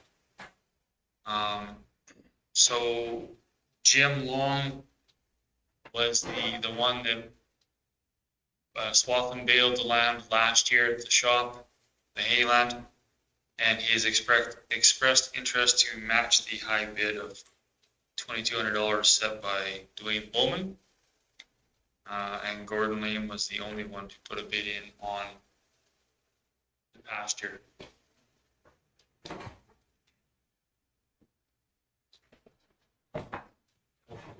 I will move to accept these bids as presented.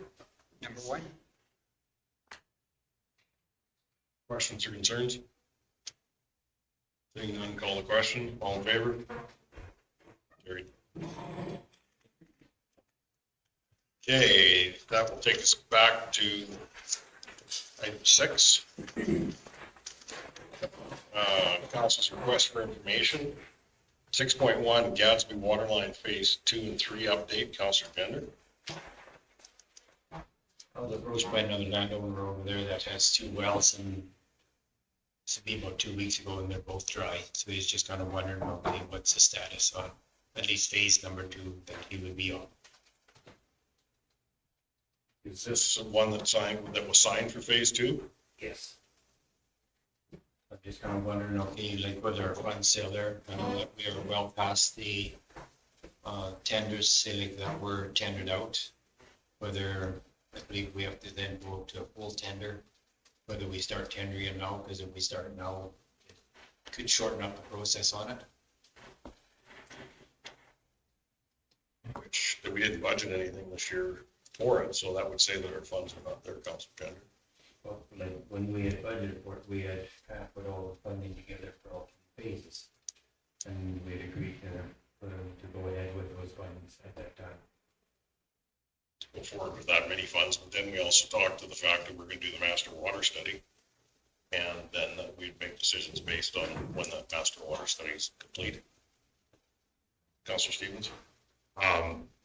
That was not quite my understanding. We agreed to go for tenders, so we had more accurate information about the 3 phases and know exactly what we were evaluating.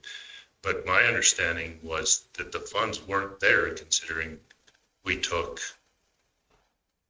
a future year's worth of grant funding and rolled it back. So we were already borrowing 1 year into the future on grant funds. So I disagree that the funds were there and sitting there for all 3 phases at that point. We didn't actually budget for it in the 23 budget. When we brought it back to you, even with borrowing this year's funds, we had some left over. We did have some cost overruns on phase 1 because we had more people as the line was put in the ground come forward to sign up and take part. I haven't looked at it for a while, but I'm thinking if we got another allocation next year, we could maybe be able to go forward with phase 2 in 2024, unless council wants to borrow or council wants to draw from reserves to complete. Councilor Nyberg, Councilor Stevens. So when do we feel that we'll have the master water study? I mean, that really is the crux of it. And I keep getting to this fact, we don't know what we don't know. I know Mr. McKay has had a number of people asking about the water line going north and signing on. I mean, our request for water is not going away. I just want to make sure that when we are doing these projects, that we don't throw all our eggs in one basket and find out later that we would have been better off servicing a different area of the county with more people serviced for less money. And that's my biggest concern. I'm not above actually looking at it, and if we came up with a master servicing plan and it says we need $5 million worth of water in the ground, then maybe we look at servicing that with a debenture and borrowing the money, go forward and have a real solid go forward plan and work plan in one year. But I do want to make sure that we service the most amount of people, no matter where they are in the county, for the right amount of money, right? So if it happens, I mean, we would look fairly silly if we did phase 2, and I don't know how many people are on there.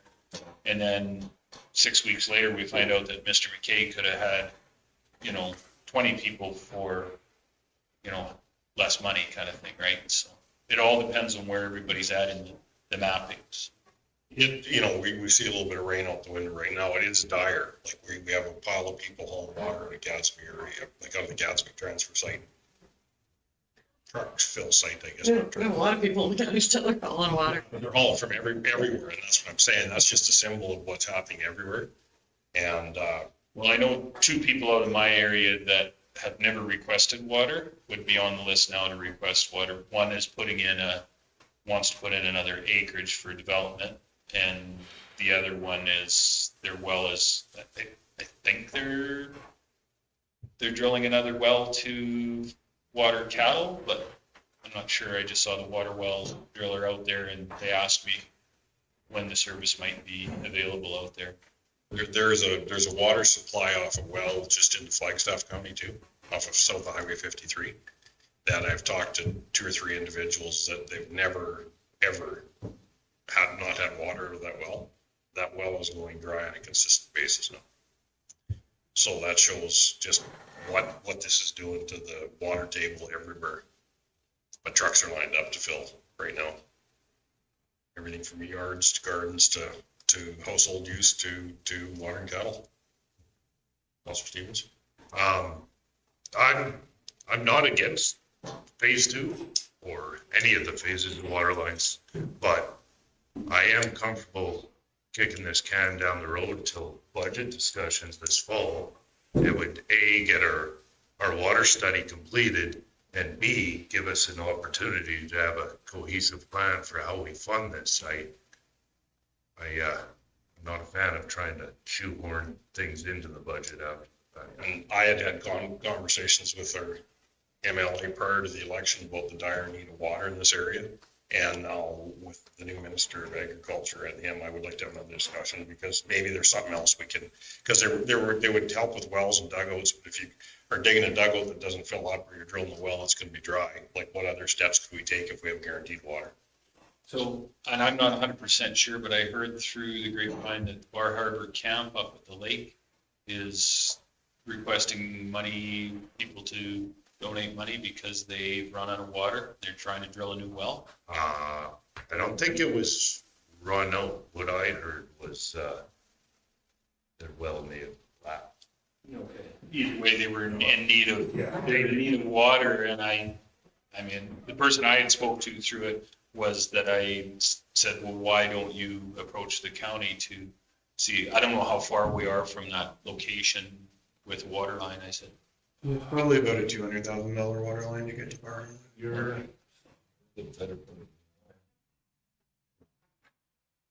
but if there's 5 people on the way. Unfortunately, there's not. And he's already right on the one guy that could look at it. You're familiar with. Yeah, I've taken a look because they approached White Sands and Mayor Thurston approached me about it. So we took a look because they were looking at seeing if they could cut through the summer village, but it was just as short to come directly from where the line is in the county. Fair enough. No, that's just all I was saying. One other person on that road and they are right adjacent to the water line. Yeah, it's a good hook in today. Okay, no, I didn't know that was my information. Go to the people that knew what they were talking about. And if I can just step in, we did bring up the line to the north and that line to Balf and Roslyn. We're going to be in conversations with the mayors of both those communities to try and have that go forward. The Reeve of the County of Camrose is very interested in getting water into the east part of Camrose. Plus, when you hear this stuff in Flagstaff, it's gonna be a lifeline.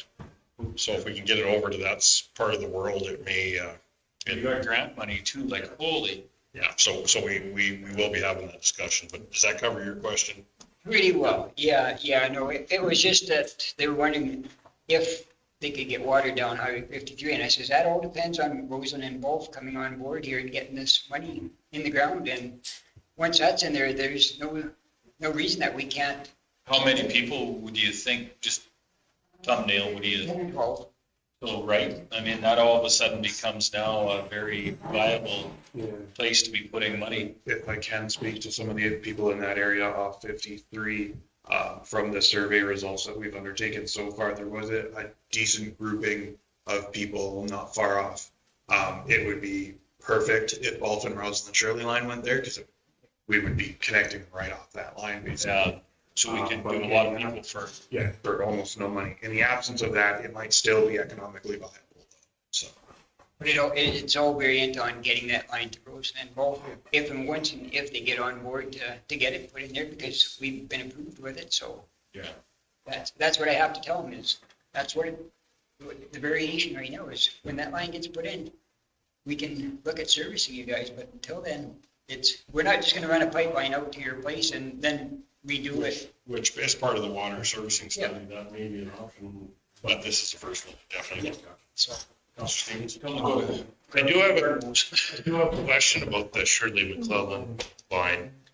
Are commercial businesses allowed to tie into that, or is that against the commission's policies? No, our water license specifically says domestic use, which generally includes, your usual commercial practices. Starts to get into, a little bit of a gray zone if you're starting to use it for manufacturing. That's sort of falling away from that. So hypothetically, a greenhouse? Could be, Farming, we allow colonies. Yeah. like, And we- elements, you said, for, chicken barns and. Yeah. Good. No frack. Our big no is, no water for fracking operations. We're injecting into wells. That's sort of the hard line in the bylaws of the commission, but that's the only really hard line. But if they purchase it from our water fill station, we can't say what they're doing with it. We're supposed to try to weed them. So I hope and pray that this rain keeps up. If it doesn't, there could be some funding available, through a drought protection or, What a great segue. Yes. And then we might be able to move forward with both these lines. I think we'd have to do, we'd have to retender. We may have to do the geotech again. I'm hoping not. We've got the locates, yeah, and we've definitely got the engineering done on it, so we could move, but we just need the funding. Yeah, as far as shovel ready goes, it's about as good as it gets. Okay, Counselor Jenner? When Nate Horner turned on, I asked his assistant whether being that there's shovel-ready projects, whether there might be any funding, whether she could possibly look into it. But being that government has changed now, it could be up in the air. Purse strings. Also, just as a note on the Waltham Roslyn line, we did commit to begin this fall. So that could be the purchase of the pipe, or it could be actual construction. And we do have some extra, well, not extra pipe, but we have pipe that's allocated that we could tap into with the county and then replace it. So we could start if things came together very good. Depends on how big a pipe has to. Yeah. Yeah, we might be 6-inch pipe than we have in the Yeah. year. But we have been eyeing up the stuff in the yard. Counselor Stover? Question on the Wolf Roseland line. If going through Camrose County, can the Camrose County rural people take off that line all the way up? Yes. Yes, just like they do in here, just like they do in county stuff. Yeah, Camrose County could be a major player in. Yeah, we would actually have to Look at the commission board. Yeah. because cameras, of course, pulled out of the commission. And our bylaws currently say that we won't sell piped water directly to third-party customers. We'll only sell piped water to member municipalities. So cameras would have to potentially. I think we could take that back to the board, to the fact either you looked at your water pricing or you looked at how they could become part of the commission.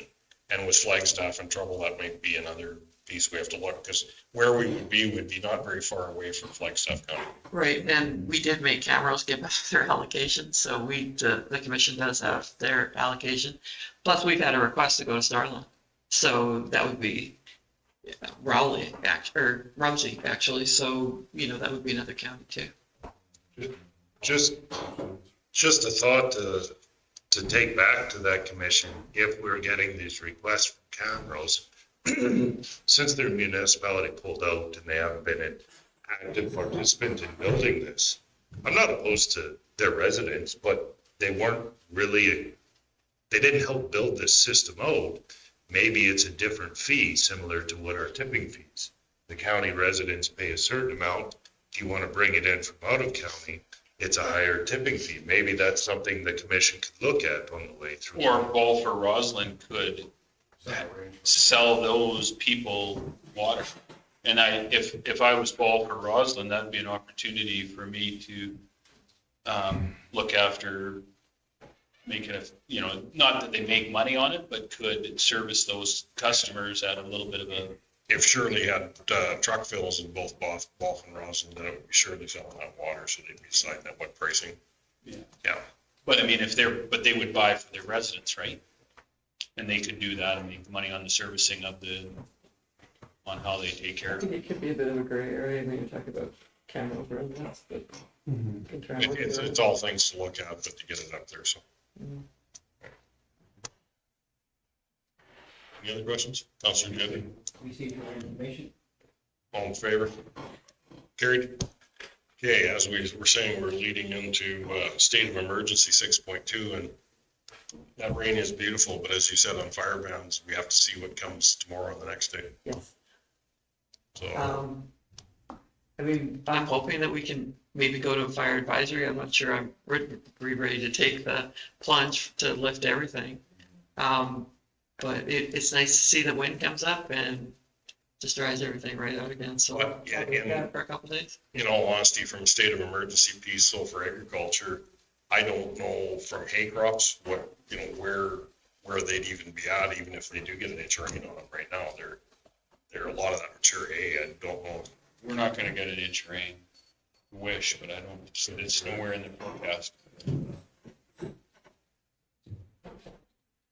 Councilor, okay? Yeah, I don't even know if an inch of rain would do it. I know both had last Saturday an inch and a half rain, and that was in the evening. Come morning, they thought, well, maybe we should be wearing rubber boots, but we were only in their galoshes going up across the lawn, and it was dry already. Like, it had soaked in that bad, and the grass was dry already, so an inch of rain is a good start, but we need a heck of a lot more than that, because I know pastures, hay fields are burning up. Crops are looking good, but they're dormant. They're just sitting there. They need a pile of rain, so, and dugouts, There's gonna be everything. A lot of green feed out there because they're not getting to it for a day. So, yeah, anyhow, just thought I'd bring that up.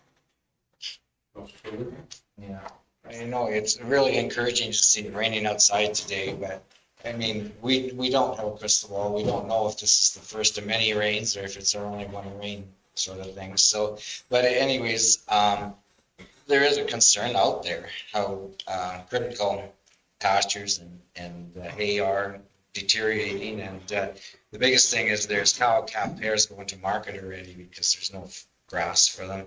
So I think as a county, I don't think today's the day, but I think we have to be prepared to know what's going to trigger us stating or declaring a state of agriculture emergency. Because for cow-calf producers that are having to unload their cows, if we've declared an emergency, the province, that could in turn trigger the province to issue their tax deferral program for breeding stock.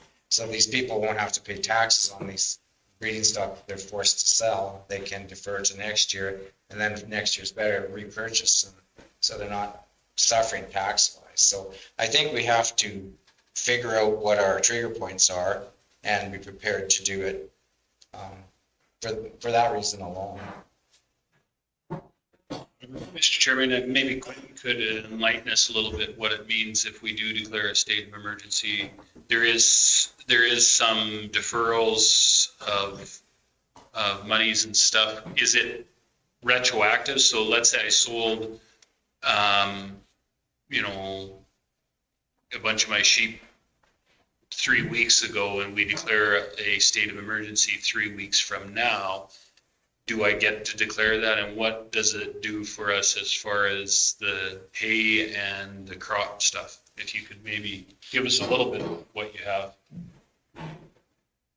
Yeah, so it does, and I'll get a better definition from AFSC, but it does cover you for something sold, breeding livestock sold 3 weeks ago because of lack of feed. As far as the crop side goes, I am seeing some yellowing peas, wheat, barley. You can see the stress is there. Insurance is in place for that. The haylands, you should have had insurance options on that, but yeah, it's all matured. We're gonna get some rain now, but it's gotta be a lot of rain over a long period of time. The yields aren't going to be there.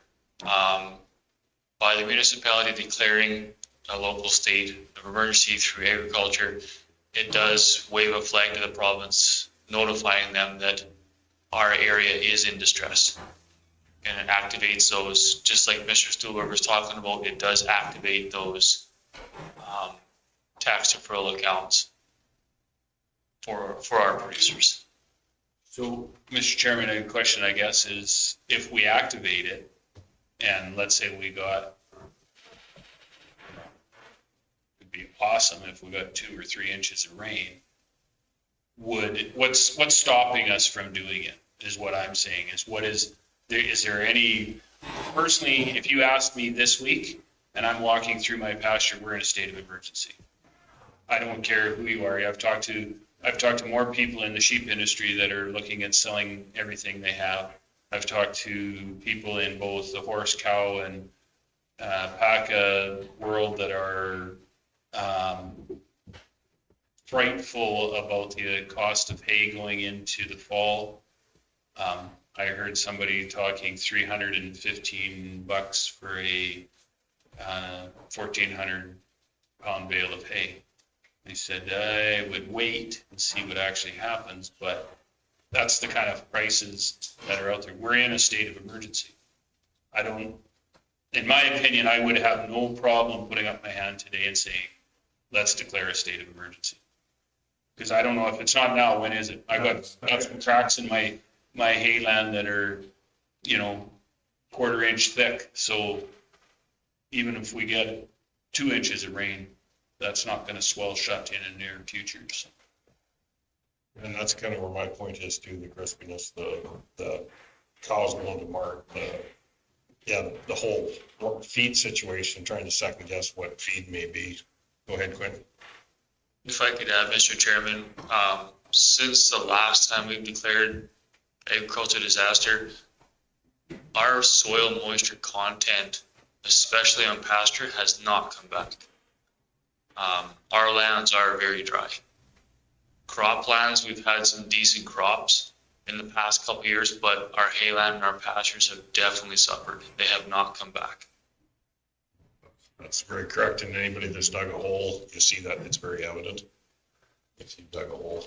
Mr. Chairman, I would make the motion that as of today that we declare a state of emergency because of the drought in our area. I do feel that even if you have critters right now, and we get that, you're not going to turn them out onto pasture if you've eaten down that pasture, you're not turning them out in the next month anyways. I just wanted to clarify the nomenclature here. We would probably want to use the term an agricultural disaster is what we would declare, not a state of emergency. That implies your EOC type operations versus your. Yeah, I want that. I want them to go out and bring buckets of water. Does DMAC still meet? His staff could go bring us water. Anything this year or provided any guidance? I heard, was it Starland or who was it just around us just declared 3 days ago the state of agriculture. My staff has been talking about it for over a week now that I heard. Yeah, somebody to the south of us, it was Knee Hill, Starland, or. Well, I was actually in the works of looking that up, and then we got into talk, so I actually stopped. They do still meet, DMAG, Drought and Excessive Moisture Group, still meets. They still talk on what the areas are doing. Ryan Hallett from Starland County is our agriculture fieldman rep. We give him updates all the time. I was actually just trying to look it up to see who has declared so far. I haven't done that yet, but give me a couple minutes and I'll finish looking. And I guess one other statement that AFSC is allowing, I guess, has been meeting with producers and allowing people to turn their cattle in on their hayland, which if they're doing that, that pretty much indicates it right there too. Yeah, and be careful when you do it. Especially if it's goats or sheep. I mean, Sheep have a tendency to end up 4 legs in the air if you do. We have a motion on the table for A. I got one question and a bit of info. There has been several municipalities that have declared, a lot in southern Alberta, Taber, Rocky View, many around that area. Is there any risk to declaring it if, fingers crossed, we do get a bunch of rain in the next 2 weeks? Because I agree, right now we are in a disaster. I've seen people that are giving up on their hayland and just, they're using it as pasture because there's no pasture, just to try and buy themselves another week sort of mentality. So when you get to that stage, it's pretty critical. And I think the only concern that we've had in the past was if you declare it all the time, like if they get really antsy, they don't take you seriously. But we haven't declared a state for a long time. I can't remember. 4 years, like 5 years ago. 4 years or 5 years ago. I've already had 2 farmers in my area that reached out a week ago saying, we're critical. Yeah. And I know, there was 130 pears went through Stettler yesterday, so they're going to market. And the week before, there was pears went through the market, and a lot of them are going into feedlots. I mean, they're not going back to pastures. It's gonna be. And, or else going to Saskatchewan or places like that, out of sight. I think we're seeing it. Yeah. So, and the biggest thing is, it's gonna take a lot of rain and a lot of time to turn this around. So I don't know if some of the farmers got that much time or that much grass to hold their cattle. So it is quite a disaster for them. Okay, we have a motion on the table. Any other questions? Call the question, all in favor? It's carried. Nikki?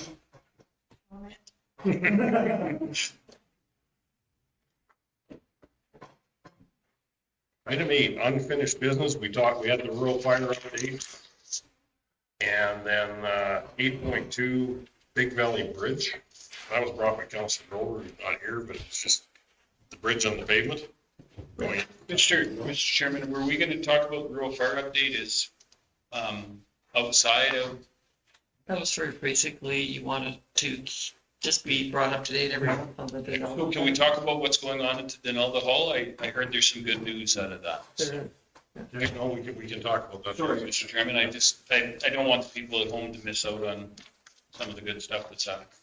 Yeah, so this was a standing item we had requested by council to be as unfinished business on the agenda moving forward through this year. And this month we changed it from Denalda fire update to rural fire update because I think we've got some good news to share on some of our other stations as well. But I will start with Denalda. Training's been going strong for several weeks now. We're consistently seeing 14 to 15 recruits at training every night, which out of the total 20 or so, that's pretty good attendance. We were able to arrange for dates that work for seemingly almost everybody. So we're pretty excited to see that. There's a couple that haven't been able to make it yet. One is actually a professional firefighter up north, helping out with the wildland fires up there. So on that front, all good. We've got equipment, or apparatus all loaded in the hall right now. So the brush truck, the engine, which still has a bit of work to do on it yet. And then we've also moved a water truck up there in back up to the tender. So of course, as you know, the Stettler tender suffered an incident and its parts, and I believe Councilor Grover was speaking this earlier, its parts are currently forecasted to be into the first part of 2024. We think it's pretty ridiculous. We are, of course, still fighting to find parts on a reasonable timeline. And then additionally, we're probably going to start hitting up our insurer and say, if I roll my van, you'd be renting me a new minivan while this one was getting fixed. So it's a little tougher with a fire truck, especially, that one that holds 3,000 gallons. But we would like. Are you suggesting that Enterprise doesn't have those on the lot? Not as frequently as you said. But we are determined to make sure things happen. But so in the meantime, our stopgap has been that the Denelda tender has been residing in Stettler, which responds to all calls through the county. And we've now backed up Denelda with a water truck so that they can move that themselves and get water where it needs to be, which is nearly as effective. We need to figure out a solution for a kiddie pool for them, or a water bladder. I don't call it the kiddie pool. I really should get out of that habit. Because that's Outside, and wasn't that? because those would allow us to dump the water into them and then start shuttling, getting more water while the engines on site are extinguishing the fire. So they're practicing again tonight. Wednesdays are their night of the week. They'll be sizing up tonight for coveralls so that they can get, and we'll get those ordered right away and get them into grass fighting gear and going. So no max coveralls. Yeah, basically that's typically what we've done. We've also done what are affectionately referred to as flight suits. They look a little bit more like a jet fighter pilot. Those are nice as well. But for now, I think, especially with a brand new slate of recruits that may or may not stick around, max coveralls are more than reasonable. And then some appropriate footwear and helmets as well. That's okay. I just have a couple of things to point out, and I just talked to Joe here. The rapid response unit, because I wasn't there for the whole fire practice last week because I had crime prevention, but I did get there, but everything was put back in the hall. They did have a problem with the rapid response, couldn't get it to prime or whatever, but Joe says that they figured that out. And as far as a tender up there, it'd be nice to have it just to practice with. If we're 9 months away from getting parts, we won't be able to get to practice with that till next year, which is a year away. I get having the water truck there is great, but just to have some practice with a tender would be nice to see it up there on fire practice nights. And talking to Joe, he thinks that might be arrangeable. So, just to bring that out to council here. Yep, I'm good. Just a clarification for administration. I think all too often we've just referred to it as the Stettler tender, the Stettler brat. I just want to clarify that just because it's housed at Station 1 does not make it the town of Stettler apparatus, first and foremost. Secondly, is it possible to take that tender up just for the training night and return it, or is that unmanageable with our current staff? It's not unmanageable by any means. We can make that happen. I mean, even if we just had Ben handling it, honestly, he could do that. We would just want to likely supplement, especially with the dry conditions we've seen. We probably want to do the reverse and supplement Station 1 with a water truck in the interim as well. I question that though, if we're gonna be using a tank truck up there for the 9 months to get through the summer. They should be able to start training with the other unit next spring if it was there. And then we're not jeopardizing, if we have backup coming out of Stettler, the tender will come with people that know how to run the tender. And the only other question I have on that water truck, is it a standard? Is it an automatic? Do we have somebody that can drive it up there, or do we gotta get somebody shipped out of Stettler to drive it? For driving for licensed drivers, we actually have quite a wide array of Class 1 and Class 3 drivers that are part of our local clubs. I'm one of them with a 3. Yeah, I want to make sure that. Probably, this is just off the top of my head, but I feel like at least half, honestly. Like it was a surprisingly large number. But this have the pool there if we needed it. Yeah, and then you're absolutely right, tender 3-5 would be responding, and likely for bigger events as well. Big Valley's tender and Vinemore's tender would similarly be responding. I understand from a training perspective how it would be nice to have it there, but just with the way we are right now, I'm concerned if we're going to use the tank truck and if we can dedicate one up there, I think that's what people learn with Ben, and we weren't really worried about training them in the spring. Where they see it on an actual big fire. Yeah. Just how much longer do we anticipate before they are ready to respond to a grass fire? So for grass fires, we need to get on getting them their communications equipment, chicken buoy, because it's going to be quick.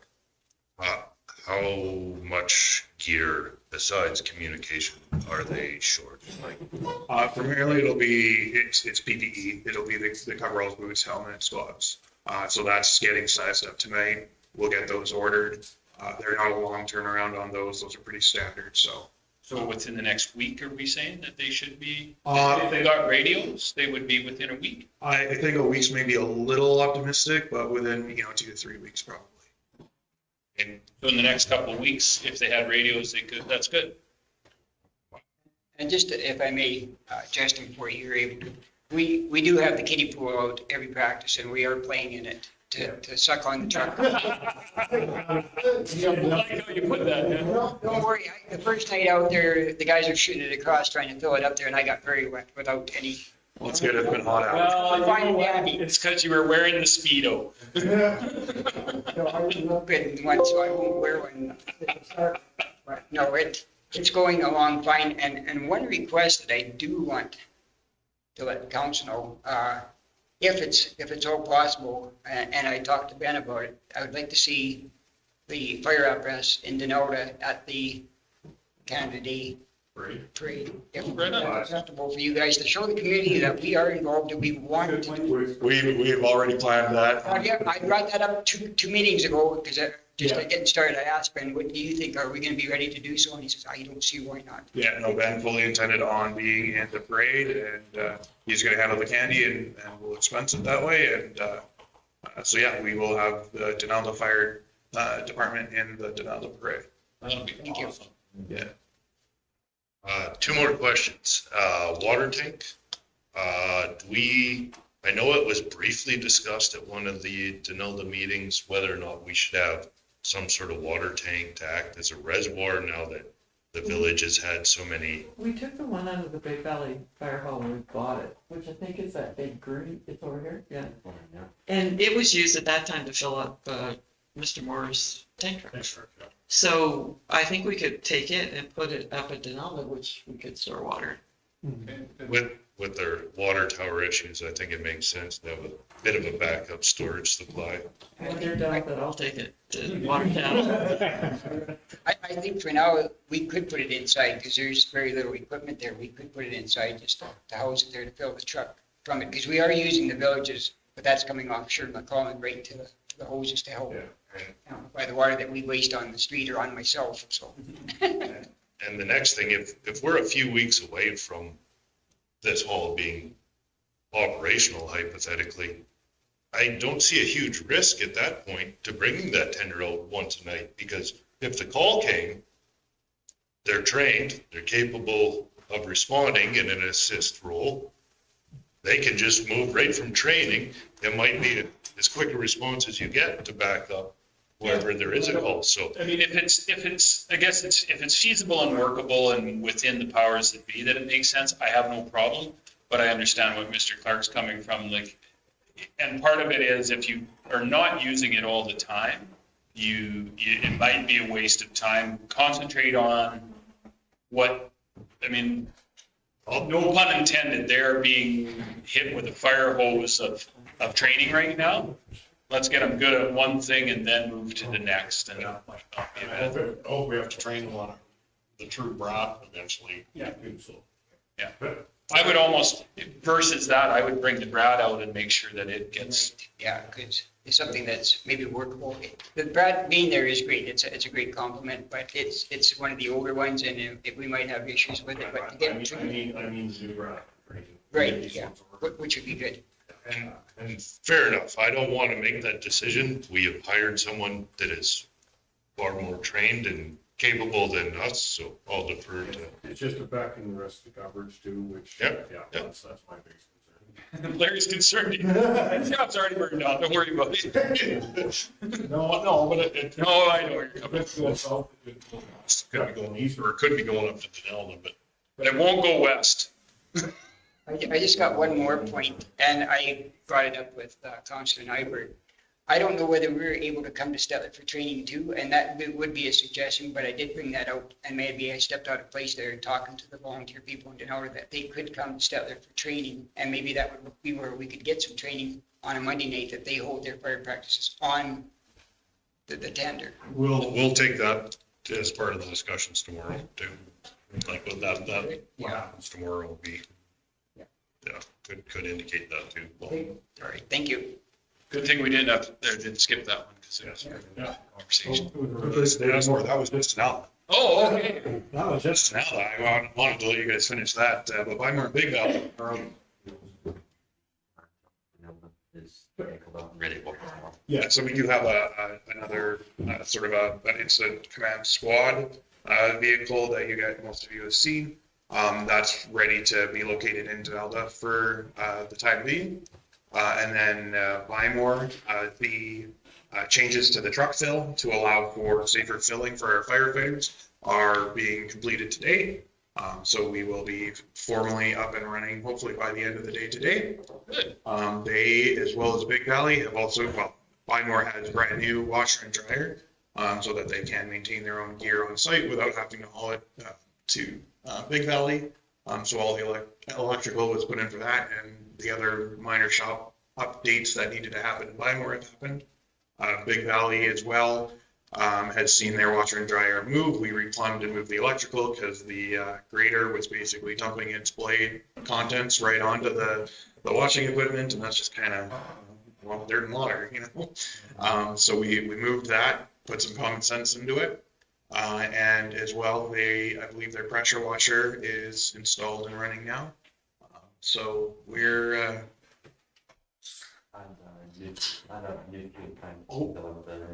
yeah, and Big Valley Fuel Tank. You gotta be happier than get out there. Well, 224 is back in operations, 25 is back where it belongs, and the Brat is there running. Awesome. And Bymore, we did get a door opener there, or is that? Do you still have to hold the chain when you want to drive a fire truck? I think we've got the hook there now. We don't have the automated door opener yet. Yeah, we're moving that way. Or you don't have to have, one person can open it and then drive and close it. That works at least, like any other shop in the rest of the world. So, yeah, so that's the whole rural fire update at this point. So on the NDA truck bill, have we changed over that configuration yet? Not yet. Yet, yeah. We've got Bymore done because that's where they fill the trucks up. I guess it's time and thing, our workload maybe stretches out a little bit. We'll look at NDA, but right now we've got Bymore. So we're not going to see poor Mrs. Buckwheat's running and on the long top of the truck. We'll just see her running beside the truck now. Thank you.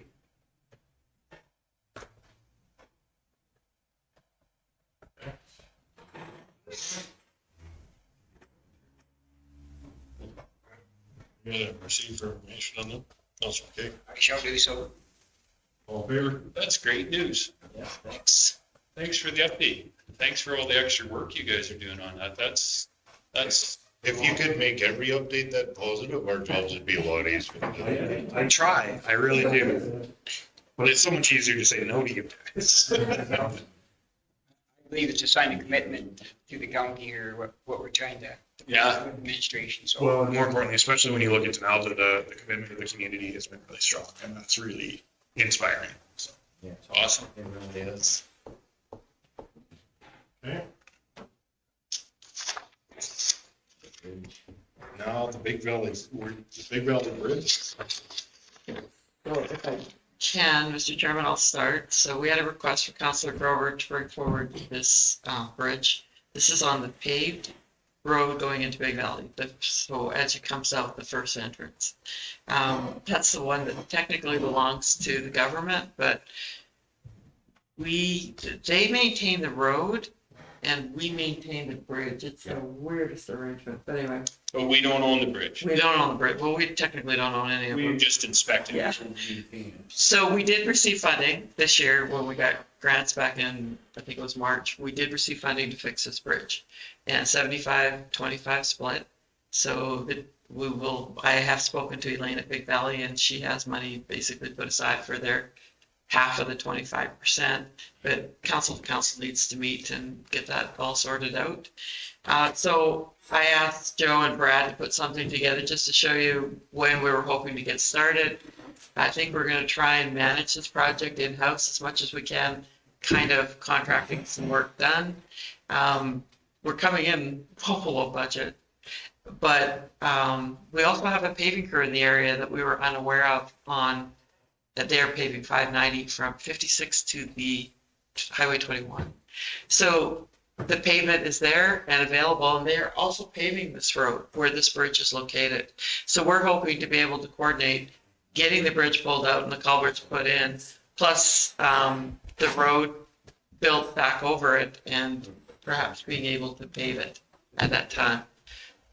By working with Alberta Transportation to get a good price on the pavement, and then getting it actually laid while they're around. So Have they done all the contract work on that paving for 590? they're very close. I think we should know maybe in a week, because they have offered us we've had a couple of the contractors that have contacted Joe looking to see if we'd be interested in the wrap, which we always are. I think in the past we paid $1 kind of a yard for it, and it could be 38,000 yards, which is $38,000, but we use it all the time. So. Where would we store it? Big Valley, look, there's 5 acres there. Oh, okay. Which would be very handy because we could stockpile it in the back and then move it as we require it. But such a close place for them to haul it to, right? It would be ideal. And hopefully local contractor will get that bid. Do you think some are putting in on it? That I don't know, but I know that we have been approached by ACON was one of them, and there was a couple more. Okay. So, That's a big. big deal. Yeah, I know, that's what I'm saying. Like, I imagine they would have a few contractors maybe. I know we've also been working with them where to place the asphalt plant. I was gonna say, that was my other question, where are they staging it? So last I heard, they were kind of looking at the AT pit off of the Finn Road. So, Southwest Urban Bit. well, They wouldn't use it, isn't there one off 590? it's not big enough, and they started reclaiming it after they finished 855. So they don't think there's enough material there, though they are hauling most of the material out of handles for this job, I guess. That's great news. Have they announced any other work they're doing on top of the paving for 590? A new bridge at Mackenzie Crossing. No, we haven't heard that. I wasn't even thinking the bridge. I can show you pictures where the erosion is up to the shoulder and there is 8-inch wide sections of asphalt that have. They're working on it, that's what they're Yeah, working. I think this is why this all of a sudden this paving project popped up, and because usually we get notified. Has anybody been down that road? Like, it's lose your teeth going down, and yeah, you can start at 80 kilometers at the top of the hill and you're still gonna lose your teeth by the time. There is one spot in particular, it's quite a ways away from the highway, like it's not right up to the asphalt. But the erosion washout is now over 6 feet deep in the center of that ditch, and probably 8 to 10 feet across. Like, it is, if they don't fix the erosion, they're not gonna have a highway left to repave. Yeah, we haven't talked to anybody. We can, but I'm sure that that's why this project's taking place, is they're addressing the issues at Mackenzie Crossing. But this bridge is a good news story for not only us, but Big Valley. And the fact that the paving crews in the area while we're doing the work is just excellent. What timeline are we talking, and what cost, total cost? We got a purchase for what, 3? He was our initial cost. I know what he costs in there cheaper than that just now, but we were looking around at 315. If we were doing this privately, put out to a private contractor, we expect it to be around 500,000. So my question is, if we're going to use staff time, are we billing staff time too? Yes, they pay us for that. Yeah. When I do the grants back, I charge for staff time, I charge for our equipment, and we have a rate that we work with Alberta Transportation on, and we get reimbursed for all that. So, okay, so 315, I'm been trying to see what our 350 you said, or 315? Sorry, Our contribution before we split it with Big Valley would be $79,000. and so we're looking at about 40 grand, and 40 grand from Big Valley. Right, and it could be a little bit more with the paving, or it could be a little bit less, because right now the prices are coming in. So, no, that's good. 50 grand that's excellent. Excellent. We are all doing it in-house well, so the construction, we're going to have to use a separate a different hole, so we might need to bring in some equipment. We've already established some good contacts, and we've kind of partially earmarked and rented a machine for the mid-September time. what I think with that, please. No, Big Belly should be thrilled if they're getting out of the road paved out, like their 5 9 will be paved and Southern Road will be paved. It'll be. This bridge was established, or marked down to 10-ton road, 2019. It's a 61-year-old bridge. So it's well. Yeah, no worries. Life expectancy was 50 years. We've had a lot of discussions on this bridge, Joe. So the only question, I guess, then that begs the question is, we do have to kind of coordinate, because we don't want to close Big Valley. They should, when do they figure having the first part of 590 done? Are they starting on the west end or are they starting on the east end? We don't have those details yet. Well, we need to coordinate that so that they're not paving 590 and we've got this little road shut down. There's nothing going on in Big Valley. Then they have to close the entire. No, but it would be a real pain if we could coordinate that. It'd be. Bridge and then have brand new asphalt getting ripped out or vice versa as well. So we're trying to coordinate that right now. Fair enough. Okay, no, that's good. It would Just as long as we're. To do our portion first and then the paving crew catches. Cognizant of it, that's good. Well, we need to negotiate something formal with Big Valley then for the shared contribution. Yeah, we need probably to sit down and talk to Big Valley and see how you guys want to approach it. So I guess I'll make the motion that we instruct administration to set up a meeting with Big Valley Council to look at joint funding for the, what is it called? Urban Access Road Bridge? That's it. Or you could give it the number of 75, 77. I was going off memory here. Cut me some slack. UAR 55 specifically, if you want to get detailed. Nothing's ever good. Yeah. Remember, it's the DF, bridge funding 07577. Okay. Find some debt. Memory here. So we have a motion on the table. Yeah. Are you dead? You need power. I'll call a question. All in favor? Carried. That's the last bit of good news you're gonna get to. No. Agenda items, 9.1 strategic plan update, page 120. You, sorry, Mr. Chairman, but we had the Stettler tender listed there. We talked about that with the rural fire. Oh, okay, I'm sorry. Oh, we didn't include that with the rough fire or anything. You already crushed her. Sorry. Yeah. So, 9.1, page 120. right. Nikki, did you want to take this? This is your.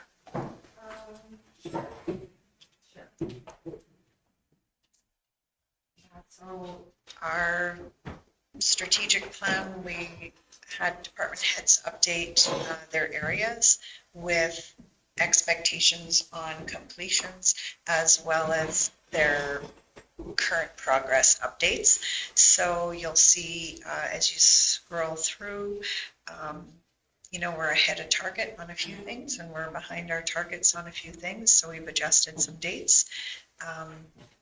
They're listed in order of priority, which council set the priorities through their strategic planning workshops. So if something's moved down the list in priority, it's because we've encountered a hiccup or a holdup outside of our control that we're dealing with and adjusting schedules to meet at a later date. So the dark ones are done, is that what I'm seeing? No, if, Andrew, could you scroll right to the bottom? Okay. Our first quarter goals were in green, our second quarter goals are in yellow, and our third quarter goals are in blue, with our fourth quarter goals in gray. And if they're left white, it's because they are not going to be completed in 2023, based on timelines. Can we add another one red that would say complete or green? Sure. Or some darker green or something? A lot of them, if they're also listed just white, it means they're an ongoing expectation that council has set. So, for example, I probably have one under lobbying we're never going to quit lobbying. That's just a constant battle. What changes is what we're lobbying for. So I'm never going to color code that because it has no beginning and it has no end. Well, and I just look at, we've done well at the lot prices review on May 10th for the lot prices, but I don't know if we have an advertising marketing plan yet. So We do not yet. Yeah. I just, if it's done, it'd be nice to. To highlight it. Sure, we can come up with another color for complete. And I see the greater one we got done today, so that's awesome. Since it's right at the top, this tax incentive bylaw, if possible, I'd like to bring that back to a committee of the whole. That's what it says right there. Well, we've discussed it once briefly in a committee of the whole. We haven't finalized anything. Yeah, we did have a debate on it, and we made some progress, but I think it's due for some more tweaks. I'm starting to question the value for government regulated, provincially regulated businesses where we have no say and very limited input, whether we want to offer that same incentive. Are you saying that we have new information that might affect our incentive program? Yes. Oh, that's what I'm hearing you say.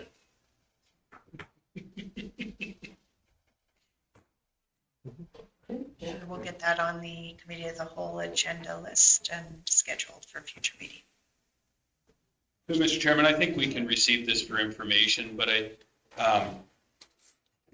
I wonder if this shouldn't be sent out in an email to us separately, somewhere that we can park it separately outside of this council package, maybe. Put it in your iPad transfer so you can. Yeah, I would like to see that so that we can review it on a regular basis. I'll be honest, when things get into a package, I sometimes lose it and I have a hard time finding it again. It's kind of like my mind.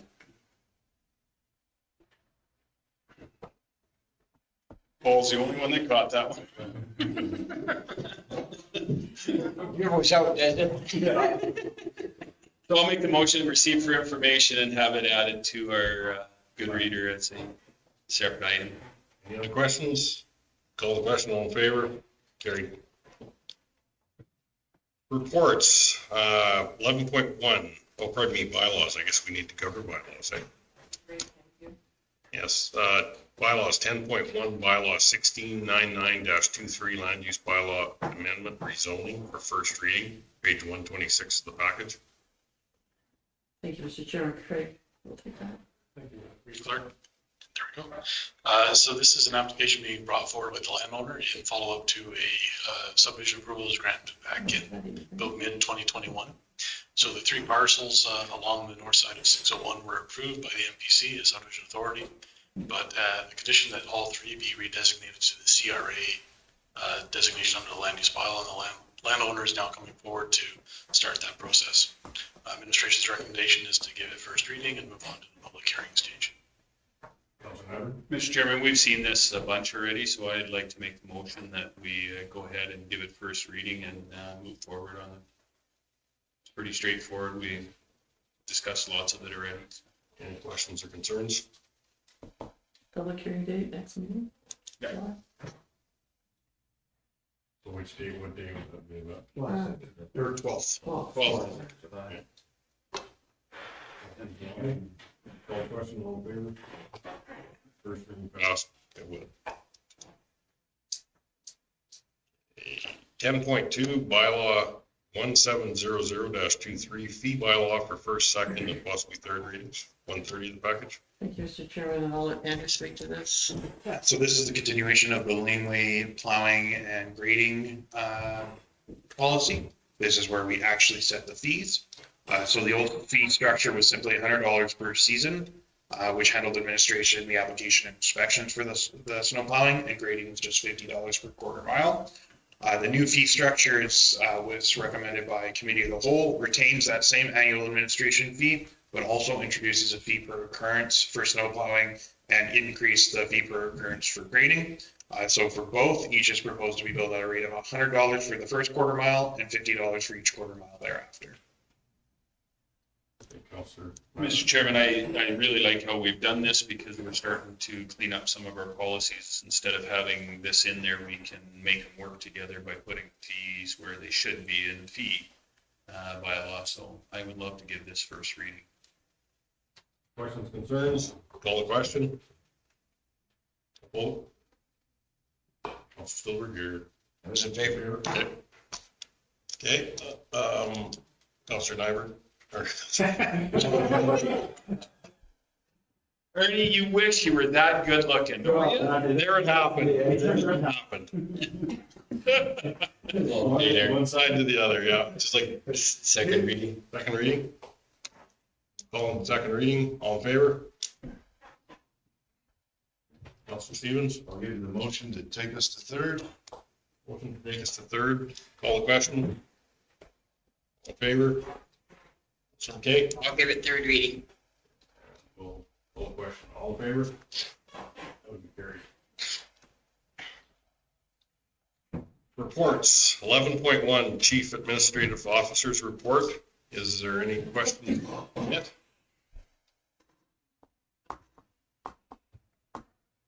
I'd just like to make a note that I think it's important to highlight out of that we did send 3 of our staff up to Drayton Valley to help out.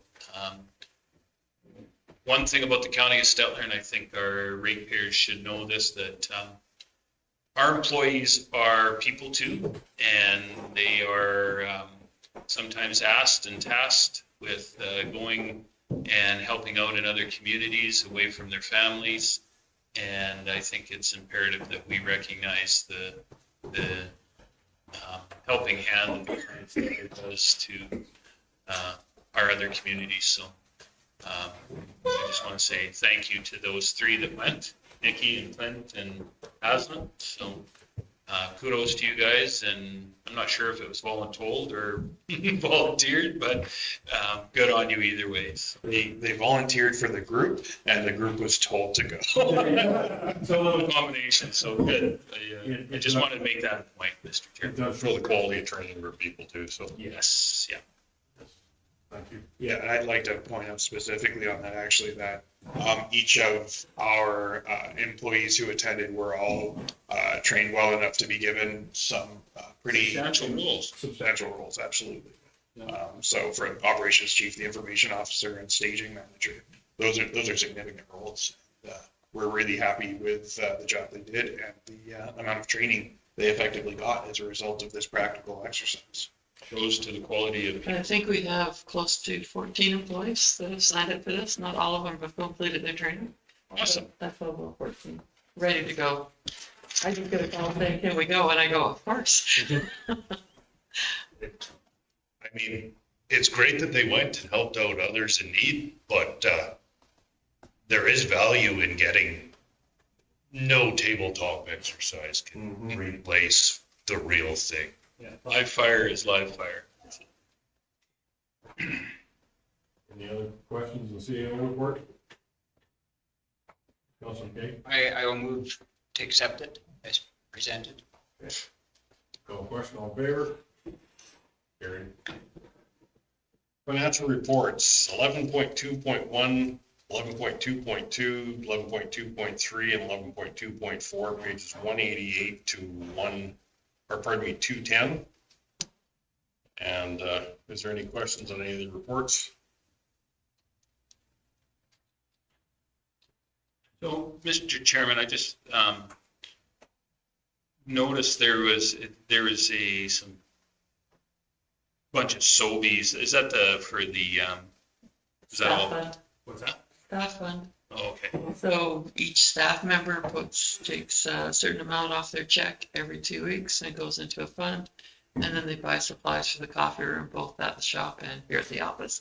And council also contributes to that fund. Yeah, no, that's awesome. I just wanted to, I was pretty sure that's what it was, but I just wanted to make sure that that was how it worked. And there's other times where big functions at the office where they're picking things, supplies for meetings and stuff. Yeah.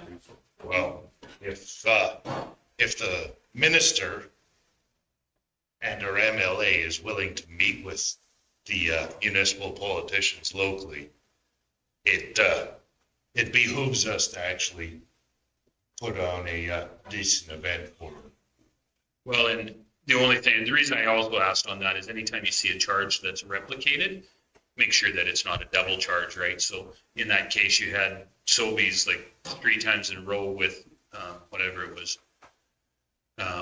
They had a same amount and then another one that was a double amount. So there was something going on that was similar a bunch of times.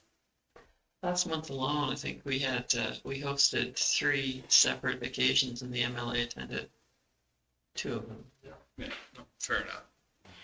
And it was like $50 or something, but then it was the same one again and the same one again and then double it. So that makes sense. Any other questions? Councilor Stevens? I'll give you the motion to receive for information. That was what you really, Councilor? You betcha. No question, all in favor? Carried. Councilor fee sheets, page 211.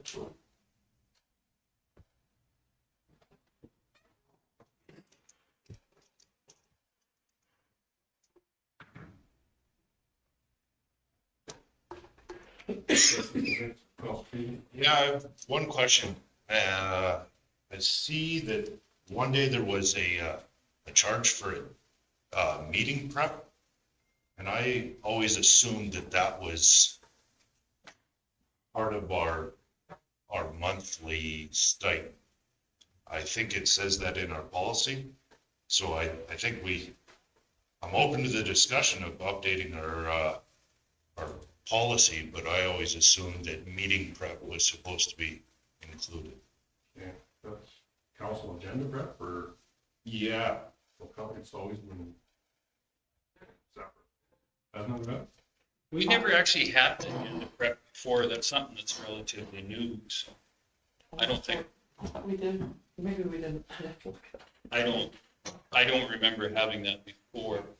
Yeah. I mean, Well, any of them, as far as MPC agenda or ASB agenda or even council. We never used to have that. It's something relatively new. Well, the council agenda prep goes back quite a few years now. It did come into effect after you were first elected, so it wasn't always there for sure, but I think this is the 3rd term we've been doing it now. Yeah, I've never charged for it when I was deputy, so. No, typically though, if you're coming in for it, you're coming in for other things too. Yeah. But, like for other things within the office, but that's. to be honest with you, I never noticed it on yours until you brought it up. No. I noticed it on a different one, so. And also on mine was adjusted because we had a mix up between the previous 2 months. There were some charges the 1 month and then charges the start of the next month. Yeah, that's what we have to go through. That's not going through numbers. My numbers were great, but we don't know how it happened, but. Oh, no, it was my fault. I know. Thank you. We had, when you sent in your timesheet, you had a couple things already put on the next month, and since they were there already, we bumped them up to the month we were paying on, and then never let you know, and so they were already sitting on the next month when you sent in that timesheet. That's entirely my fault.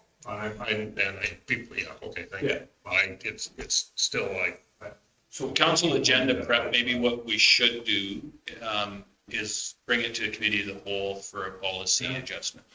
If it's there, let's just make our policy work for it. We've been doing it apparently for a while, so it's better to be within the policy. I understood from previously. And we never had a policy for it, so let's do that. And to be honest with you, I'm good with updating the policy where the rave, if he comes in and sets the agenda, there's value in that. I can get behind that. I don't want. I'm not sure if there's value in 2, 3, 4 counselors coming in for that. Maybe we can have that discussion about that at that policy. That's just, it was carrying on. And, and that's where, I'll be honest, we never used to have that much on the agenda either. Things have gotten bigger and bigger every year, right? Yes. I'll give you that, Mr. Chairman. So that's what we've been doing in the past. I'll give you that motion to accept the pay sheets as presented. And I guess one other thing is you look at a lot of our volunteer hours for Tim Hortons and for Ronald McDonald House or McCabe Days, and thank you for putting in your hands to volunteer for that. No, for sure. So emotional table, all in favor? Carried. Council committee reports, we have four of them listed: County of Stettler Housing Authority, Stettler FCSS, Parkland Regional Library Systems, Stettler Town and Country Museum. Is there any updates or any questions on these reports? I would just like to note on the Housing Authority, we actually have had some success. We are getting much better with our vacancy rates. So we're not quite yet there, but we definitely, I actually had opportunity to be at Paragon Place twice last week. And I think they only have 7 vacancies now. So that's awesome. It was full. It's nice to see and get in front of everybody for Seniors Week. I had a blast. Played some cards out in Erskine, and I dished some barbecue up. So that was it was a good week. I don't know if everybody else got out to see some of our wonderful seniors, but it was a good time. Yes, thanks for covering for me. Don't worry, I completely threw you under the bus. It was a very good time. Seniors keep you very honest too. Honest and busy. I tell you what, I don't know if I could keep up with most of them. Did you want to talk about the next county solar housing authority event on Father's Day? Oh, yeah. I didn't have that. I just found that out. On Father's Day, Sunday coming up, if you're interested, at Hart Haven, they are going to be having a pancake breakfast, part of the anniversary and celebration that they're going for and or through. So if you get an opportunity and you want to enjoy a well-cooked meal, they'll have breakfast there for you. Is my donation or? I think it's free, actually. So you can honestly go have a free pancake, Mr. Clark. Yeah. You could have, I know I took all of them last time that we had free pancakes, but next time you can have one or two. You might be able to get 2, and I'm sure they'll cook enough for you. For sure. Anything else from you, Councilor Stewart? Well, I guess I goofed on my library report. I wrote it and sent it in my mind, I guess, but it didn't. It's still in the old box. My computer ate it, but anyways, so basically, there wasn't anything, I guess, real earth shattering. It'll be included in next month's. They did get a really good response at the trade show, though. They had 130 some surveys returned, which usually getting surveys is like pulling his hen's teeth. And the surveys really did show a lot of positive things about the library. People seemed pretty happy with the library, and there was a few suggestions. And I think some of the suggestions were like they wanted more hours and things, and they're already open a pretty good swag hours, but it was a pretty positive thing for sure. And there's always ongoing fundraisers, like they're doing the Ghost Walks now, and they're gonna try to start a bingo hall sort of thing in Stettler, whereas it'll run sort of like a casino. Whereas the Friends of the Library will basically run it, and it's just like a casino. All the other organizations can get a chance at running it, their turn, their shift. But the Friends of the Library will obviously have a certain amount of shifts, yes, fundraisers. So it just seems to be a void in the community where there's no bingo. So it's a kind of a opening for fundraising. Awesome, that's a great idea. I'd like to highlight that the museum and FCSS are partnering again this Canada Day. So they'll be doing their pancake breakfast. They have some events and activities and that for the kids. And it was it was quite well received last year. The various groups partnering together got a very good reception for a full day event. Similar event last year? Yes. Yeah, it was a very good event last year. Oh, there was bouncy castles and what do they call them? Zuba balls that the kids could get in. Yeah, there was a lot of stuff for them to do. Will the speeder be operational by Canada Day, do you think? Gillespie and his group were working on it, so fingers crossed. They got the east side of the track modified and tied in. So they're half done their construction. So More straightaway so you can get faster, is that the idea? I don't think speed is the goal in this one. Isn't that what it's called, the speeder?